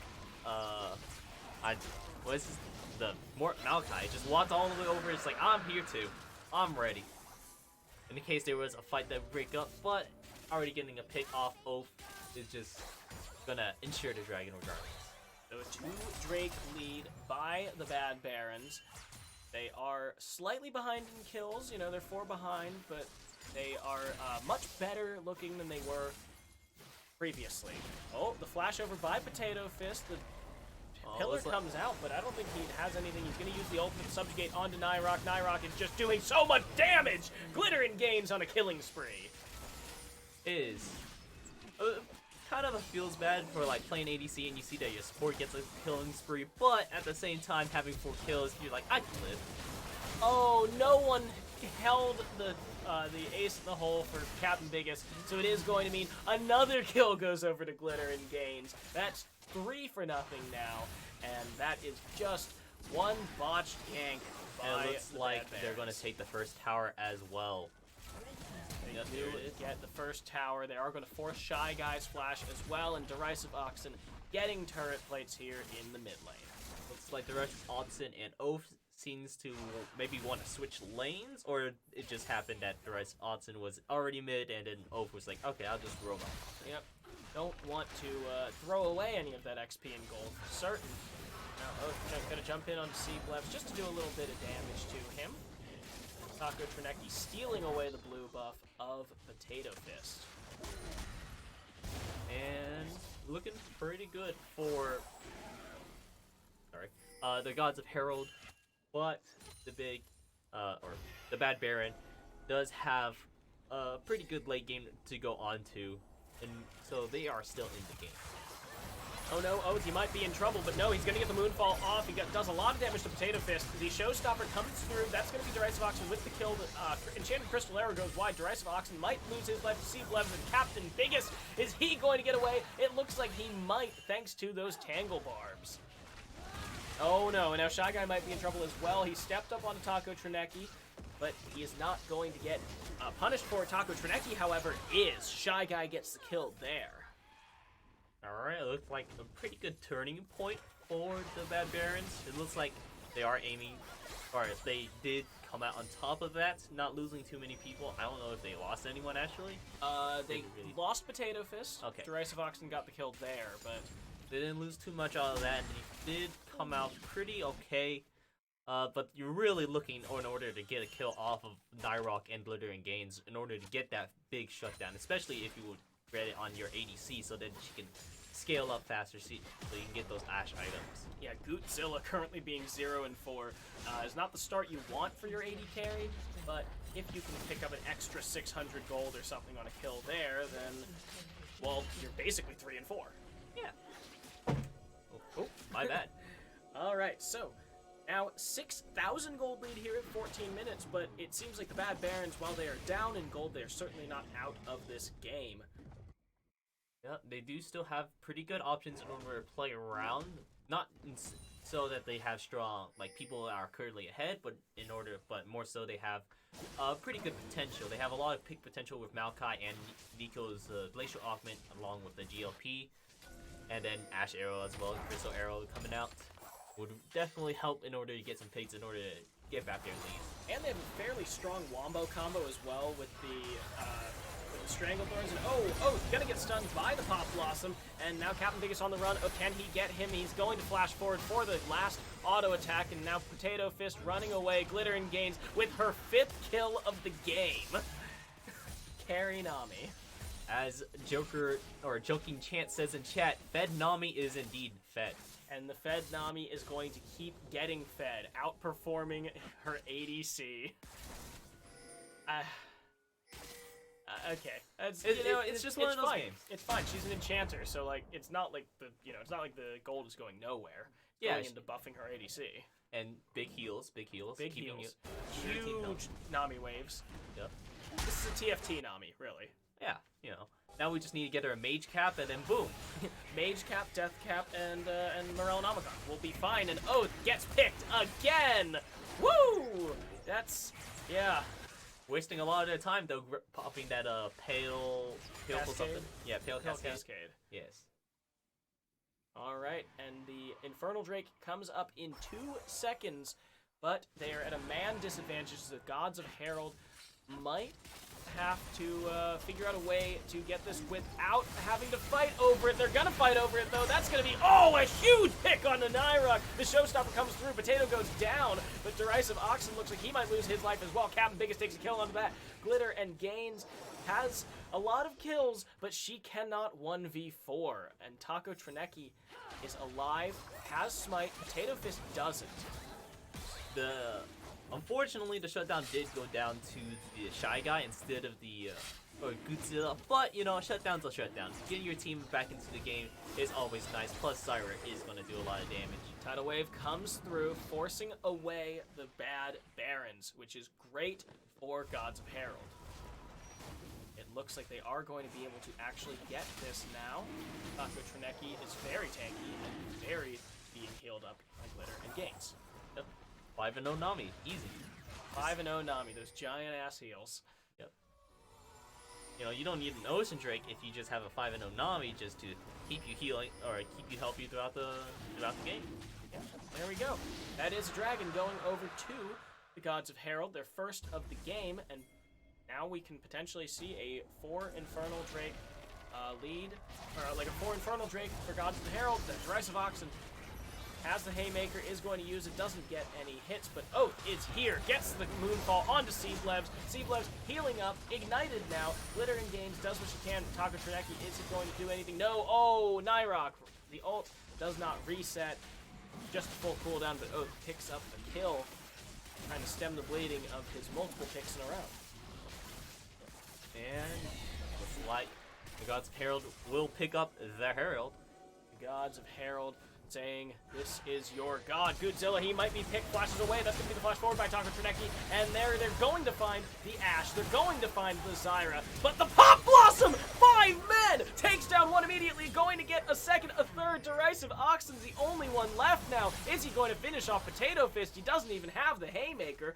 Can he take down Captain Biggest? He has the shield, but Captain Biggest is very strong. Captain Biggest just got a 5-man Pop Blossom. Yeah, you always have to be careful where you are fighting, because having the 5-man Pop Blossom or having the Maokai ulti just holding you in your traps, and the Zyra ulti just holding you in your traps while the Pop Blossom goes off is... Potato Fist, don't die to minions! Don't die to minions! Gotta smite it. Oh, be still my beating heart. Well, So Captain Biggest, he's got the Super Soaker and the Spooky Ghosts. Mm-hmm. Both of those going to go really well with the Glacial Augment. Yep. You do not want to get super soaked whenever it's cold outside, because you will freeze. Yep.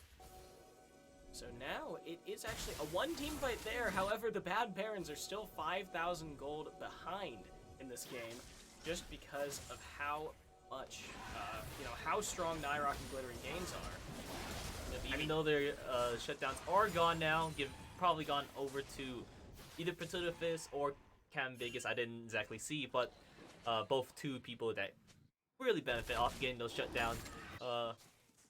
So they are still strong because they had those bounties beforehand, showing that they did, get a lot. Godzilla has finished his first item here. He does have the Blade of the Ruined King, building the Berserker's Greaves, but Glittering Gain's going to use the stopwatch, not going to get stunned up by the Pop Blossom, but it doesn't matter because he's dead. Oath also going to get picked, as well as Derisive Oxen. He's going to try and suplex Seablev's out of there, but he does not have flash to get back over that wall. Nyrock now might have overstayed his welcome. Not quite. He's gonna live, but he now has to hold, or he has to go stop the Baron. Yep, it's going to be pretty difficult, but Potato does not have Smite up, and it looks like he will not have Smite up whenever they take the Dragon, or the Baron. Yeah, he's also taking a lot of damage. That is going to be Taco Trineki using the Rift Herald. He has the ultimate available. He could just Glacial Prison. Yep, he's going to Glacial Prison Potato Fist. Potato Fist has to start running away. There's lots of damage here. She gets the shutdown onto the Nico. 2,500 gold. Derisive Oxen comes in. Nyrock gets a kill on the Potato Fish. Shy Guy gonna go down as well. This was a huge mistake for the team of the Bad Barons. Derisive Oxen takes down Goodzilla, and it is 4 men with Seablevs on the run. Oath is here. He says, no, no, no, you cannot run from me. Seablevs doesn't have flash. It's an ace. Yeah, that was a bad turn of events. Not having a strong DPS, so then you couldn't burn down the Baron fast enough before everyone respawned, was definitely a big downside. Having the rest of the Oxen just TP in and just start a fight. Taco doing really well, getting a good pick off with the ultimate. Glacial Prison, and then it still does damage afterwards, so you have to be careful about that. The second pop of that Glacial Prison plus the Baron damage. Yes. Killed Captain Vegas, made Potato Fist run away. That meant Nyrock had easy pickings with the sniper rifle. And it was just a slaughter after that. So 8,000 gold ahead. Nyrock in a pretty interesting position. Position himself from mid, where the river is, on the top side, so then if he get a snipe it, he can get a pretty good angle to snipe in. Alright, get the pick off with it. There you go. Glittering Gains gets picked before she can even use the tidal wave. Also, thank you, Oath, the Bad Baron. It was a pretty bad Baron. And the Pop Blossom is actually still available here. Derisive Oxen goes down. Wow, they're just walking in one by one. And into the Meat Grinder. The Bad Baron are playing to their strength of having a really strong pick off comp, having Zyra's Grabby Roots. I don't know what they are. Grasping Roots. Oh, okay. Yep. The ultimate comes out by Taco Trick. Potato Fist gonna take a lot of damage. Smite is not available for either team. Now they are both. But the dragon is currently resetting. They're gonna burn down Taco Trineki and take the dragon for themselves. That was a wild ride of a dragon fight. Bad Barons, but good dragons. No Pop Blossom, not too much damage, but still doing quite a bit. Yeah, it's not enough to kill, but Captain Biggest is going to finally pick up kill on Oath thanks to the stopwatch. And looks like the Gods of Herald are trying to make use of this Baron. I really don't think the Bad Barons win that 2v2, honestly. Yeah, it's going to be the flash forward. Shy Guy's going to go down. The 2v2 does not go in favor of the 3 and 7 Ashe. Yeah, you got to be careful. The Storm Razor gives it slow, so then just makes it easier for Caitlyn to catch up to you, as opposed to Ashe, which actually has the shortest ADC range, I believe, with 525, while Caitlyn has the longest base, I should say. Longest base range. I think Vayne has 500. Could be wrong. I believe she has 550 as regular ADCs do. Okay. Someone had 500 at one point. They might have buffed that. I know that they buffed Annie's attack range larger than Ash, so I thought that was fun. Yeah, Annie actually, I think Annie has the longest attack range of any mage. Yeah, I think I want to say it's pretty close to 600. Yeah. Like, if it's like 575 or it's actually 600. And so, with all of the outer and inner turrets taken on the map by the Gods of Herald, they actually have not given up a tower, but that's going to be a huge pop blossom. Only finds 2, however. Captain Biggest gets a kill onto Oath, but now Shy Guy very low. Taco Trineki on the run. Potato Fist chasing him down. Has to subjugate up. Glittering Games goes down. Showstopper does not come in the right place, but that's going to be Nyrok actually flanking, and he's going to go down to Seablebs. Taco Trineki as well runs back in right to his death, and what were you doing, Gods of Herald? The Bad Baron playing pretty well. They were really grouped up, so if a Sejuani ulti, the Glacial Prison, or the Tidal Wave was up, that would have been a really bad fight for them. But Oath missing the Q into E, no, I'm not going to try to remember the names, but missing the Q into E means that he had no reset in order to get his ulti and then move over to whatever target he wants to hit with that ulti. And he died with ultimate up. Oh, so too. Yeah, so he didn't even get the Moonfall off. So, pretty bad fight for Gods of Herald, and then Nyrok was like, yes, the Caitlyn flank. No one expects the ADC to flank the entire team.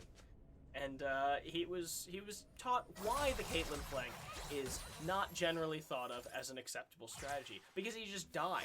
He couldn't. Yeah, I mean, he didn't have enough damage to kill his enemies, and he doesn't have any sustain, so he just died. You have to be careful now because Godzilla has gotten those kills, has gotten those assists, has brought himself to a pretty good spot in the game now. Having the Blade Rune King, having the Rune Ants, having the Berserker Greaves means that you're going to be outputting a lot of DPS. Even though you have 7 deaths, you're still going to do a lot of DPS, burning down the Rise of Alton and the Taco. So now 27 to 26 is the kill differential, but it's a 4,000 gold lead for the Gods of Herald thanks to their 7 turrets and still very sizable CS lead in the bot lane. Nyrok still has double Gootzilla's CS. And okay, for a second there I thought that was the actual Nico. Terrified. But now, Seablebs moving forward, has the ultimate, is going to use that, and the Enchanted Crystal Arrow once again goes wide. Derisive Oxen taking a lot of damage. He has the Haymaker available. He's going to use it, but Pop Blossom is going to catch 2. Now, Nyrok moves forward to try and take down Gootzilla. He's not going to be able to find the kill, but that is Oath coming in the back line. Gets 2. Glittering Gains on the run from Potato Fist. It's a 3 for 2 right now, and Gods of Herald still not managing to find a team fight win. Yeah, I mean, the Bad Barons have a really strong team fight potential because of the Zyra ulti, the wombo combos that you were talking about earlier in the game. The combos are just really strong, and even Ash just doing a good amount of damage, not amazing amounts of damage, but good amount of damage is good enough in order to keep up with everyone else. And plus having the big tanky Maokai and the Potato Fist is just really strong, would let him outlast the fight as well. And I think that's a huge problem here for Gods of Herald. Obviously, they have Oath who can pop Captain Biggest, Gootzilla, and Shy Guy, but Nyrok keeps overextending for these kills and dying before he can kill Potato Fist and Seablebs, which then just means that Trundle and Maokai can just run through the enemy team. Yeah, if we're going to need to see some good peeling for Nyrok instead of Nyrok relying on his own in order to see maybe some wins in these team fights. I think Taco Trineki really does. I mean, Taco Trineki needs to pick it up and just kind of put Nyrok on his back and make sure that the enemy team can't get to his beloved ADC. Shy Guy putting some seeds in the pit. Wants to check out what's going on here, but that's going to be the engage onto Nyrok by Seablebs. The Pop Blossom does not find the ADC. Captain Biggest goes low, goes down. Oh, huge damage. Gets a giant Moonfall, but again, Nyrok is alone after the rest of his team died. Taking out the big damages, but you still have to remember Trundle and Maokai can do a lot of damage. Maokai more so because, or not more so, but more, or Maokai can do so by outliving you instead of outdamaging you. So now a 3-man Baron take here for the side of the Bad Barons, and they have brought this 8k gold lead that they were previously at to, after this Baron, even. Yes, and they do have the Dragon Soul, the Infernal Dragon Soul, which, in case any viewers don't know, every few seconds you're damaging anything, your autos, your spells will occasionally do a little explosion that you might have saw during the fight or whenever they were taking the Baron, and that will do a little extra damage scaling with AD, AP, and bonus health. It's a miniature Ludens. It's a Ludens that scales with everything. Yes, and it comes up a little more often, so, you know, it's overall pretty good, especially for having a Zyra, so then your plants, every few seconds, it just does a little extra damage. I'd say it's my second favorite soul after Ocean. I really do like Ocean. Ocean is a very strong... Ocean's kind of the anti-Infernal. Yes.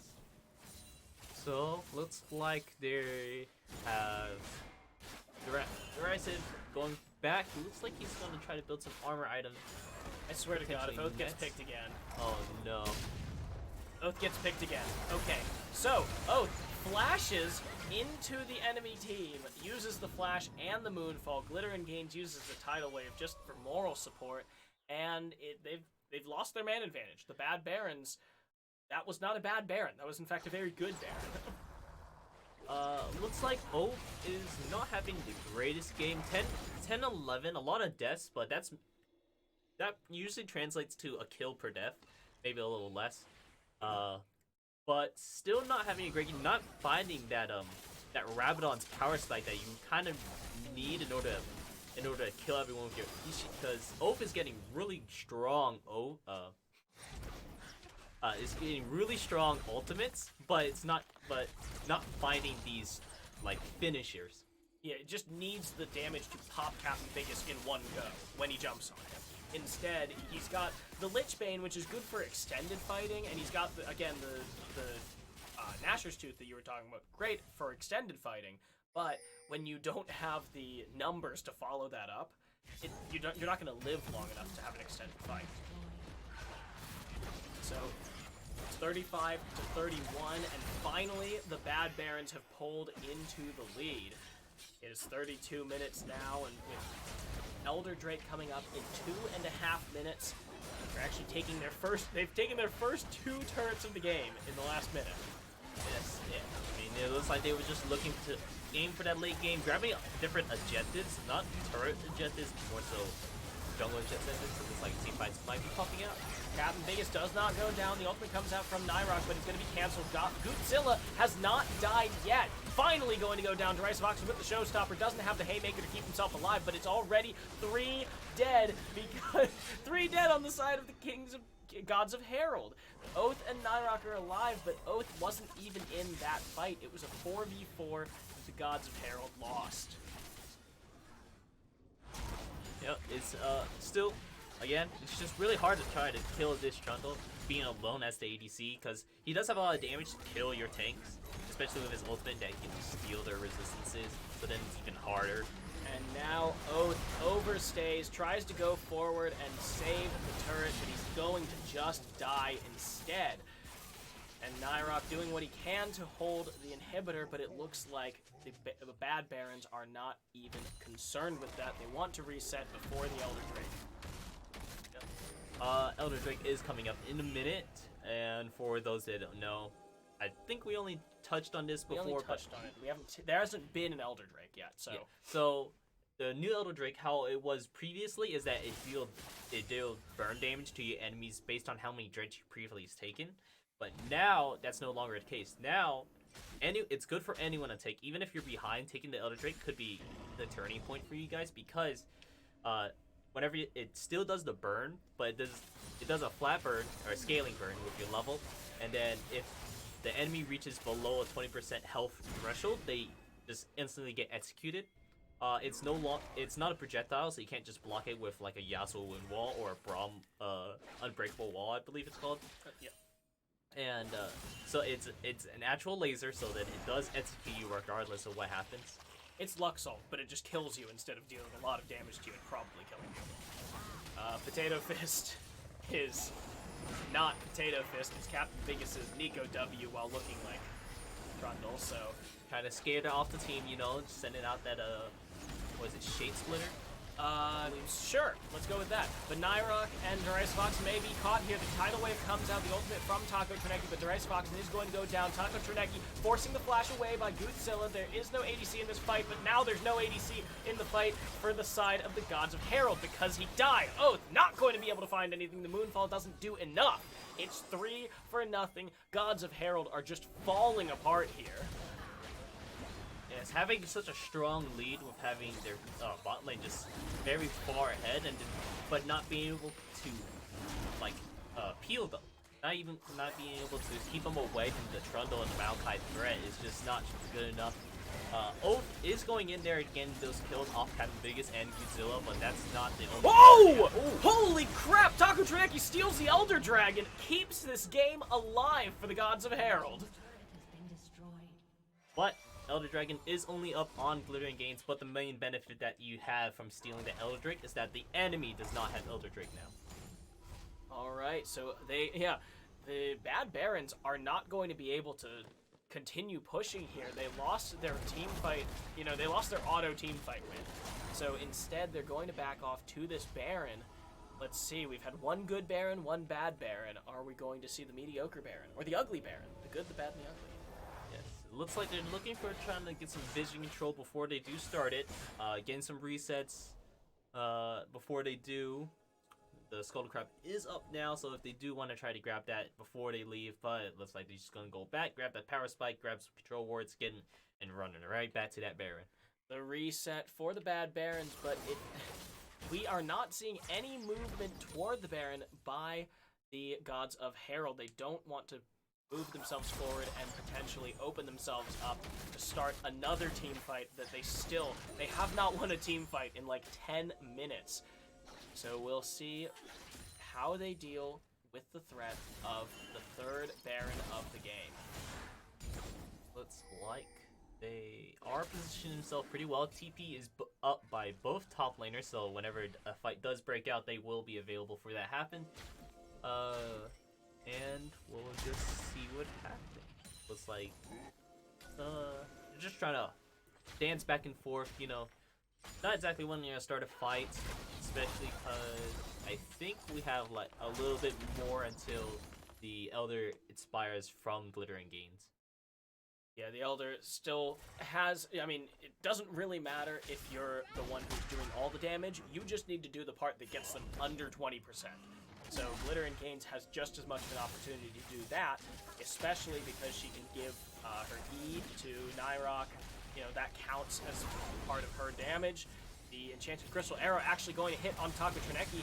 Cannot be slowed, but Nyrock can be picked here. Taco Trineki trying to run away, has to jump away, has the teleport, the teleport is actually coming in from Darius Vox, and he's going to jump onto Potato Fist. Can they take down the jungler here of the Bad Barons? The Pop Blossom is going to take down the jungler of the Gods of Herald. Drops the showstopper in. Captain Biggest has to use the Zanya's Hourglass to shut down. That's 3. That's 4. Is it going to be 5? They're chasing down Seablebs, and Gods of Herald finds a massive team fight win. Oh, finding that huge Moonfall into getting 4 kills out of that, turning the fight completely around, and looks like they're aiming to try to go for the Barons while both junglers are down, so there's not that much fear in order to lose this. And this is an easy Baron, and it was a bad Baron, living up to their names, and the Gods of Herald take a huge team fight win. Basically, Oath jumped into the back line after they burned Potato Fist pretty low, and then they killed everyone in the one Moonfall hit, because it does do more damage as you hit more people. So it does more damage individually, it does extra damage, just like Soraka heal. Yes. Or Soraka ultimate, rather. Yeah. So, inhibitor cracked, and the top inhibitor turret is also going to go down. And seeing that the only really strong range wave player is Captain Biggest, they might have some issues dealing with the Baron minions, but it looks like the Gods of Herald have backed off from from base, getting some resets, collecting that gold they have. Looks like Wolf has opted for getting a Void Staff, which is still a really good item. It still helps pop the tanks, but and having the Wit's End will also help with having longer extended fights. I originally disagreed with him not getting a death cap. You know, I saw it, I was like, wait, what is he doing? But honestly, I don't think it's a bad idea at all. He, like Godzilla, Captain Biggest, they don't have any magic resist. And at this point, you see that he can pop them with a good Moonfall. He can just pop, you know, all of them with a good Moonfall. What he needs to be able to do is burn down Potato Fist and Seablevs a little bit better, because Nyrock has shown thus far he can't do it all himself. But Taco Trineki looks like he might have been picked here. He doesn't have the Baron buff on him, but it's still a member of the team that goes down. All that extra damage coming from the Infernal Soul is going to help in breaking them down. But we do have Direct Alton and Oath taking both inhibitors. They are going to get a 3 inhib here. They might, Oath might lose his life, but he's gonna get a Nexus turn. Are they just gonna end here? The Moonfall comes down, it's huge on him. He's gonna take out Godzilla and Captain Biggest. That's gonna be Darius Fox fighting off Potato Face. He's gonna take him down. The ultimate comes out on Shy Guy. That's gonna be him going down as well. And that is the win by Gods of Herald. Oh, what a game. So for the beginning part of the game, it was like we saw in the previous games. We saw Gods of Herald just taking the lead with a 10-0 bot lane coming into the mid game, but then losing that lead because Potato Fist and the Maokai just be able to run over and then just steamrolled right past them, get over the team, just survive all of that initial burst they had from Oath, and then be able to kill the Rise of Alton. Even though they didn't have their ADC for all of the fights, they still had Godzilla commit a lot of damage. But then in the late game, they decided, it's like, hey, we have Baron, why don't we just run in? Run in there. They had Baron, so they said, wait, we can just run at them.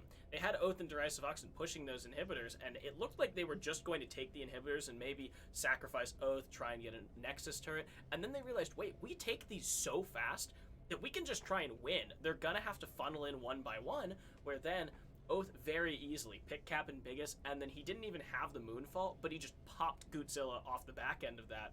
And Derisive Oxen got to the point where he could finally duel Potato Fist and win. So Gods of Herald, they somehow, after what looked like a really, really nasty, heartbreaking loss, they did it. Yes. I think ever since the start of that the steal from the Elder Drake, that was a pretty big turning point, considering that since the enemy team didn't get it, that means if they had another team fight, they wouldn't have been immediately wiped. And then that led into having that fight at Baron, taking the Baron, and then just pushing it out. Taco doing really well at distracting the enemy team. They were thinking, oh, this is a good pick, because that's what they're doing all game. They were still with the same mindset of, we need to get a good pick. They got a good pick, but they didn't realize that their base was being overturned by the Rise of Alton and then Oath with the Diana passive, where she gets triple her attack speed or triple of her passive attack speed whenever she uses an ability, so it makes it really well to take towers, including getting a Nashor's and then the Wit's End. Yeah, Taco Trineki, not a super impressive game. 2-10-17 was certainly not playing for KDA, but playing for objectives, playing for the team. Stole that Elder Dragon.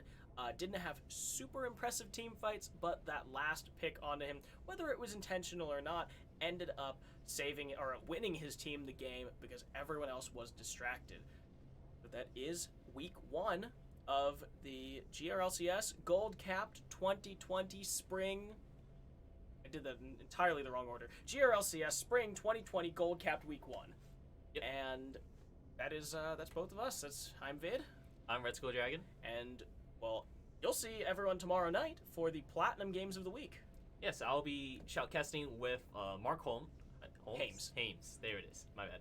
Mark Hames with the Platinum Division, you said? Platinum Division Games of the Week. I believe that's Gecko Slammer Armageddon Platinum versus Cosmic Flow, and Sensei Squad Platinum versus... Oh, I can't remember who it is now. Oh, Get Money Boys. All right. Well, I'll see you tomorrow then. Yeah, and I will see you on Tuesday. Goodbye.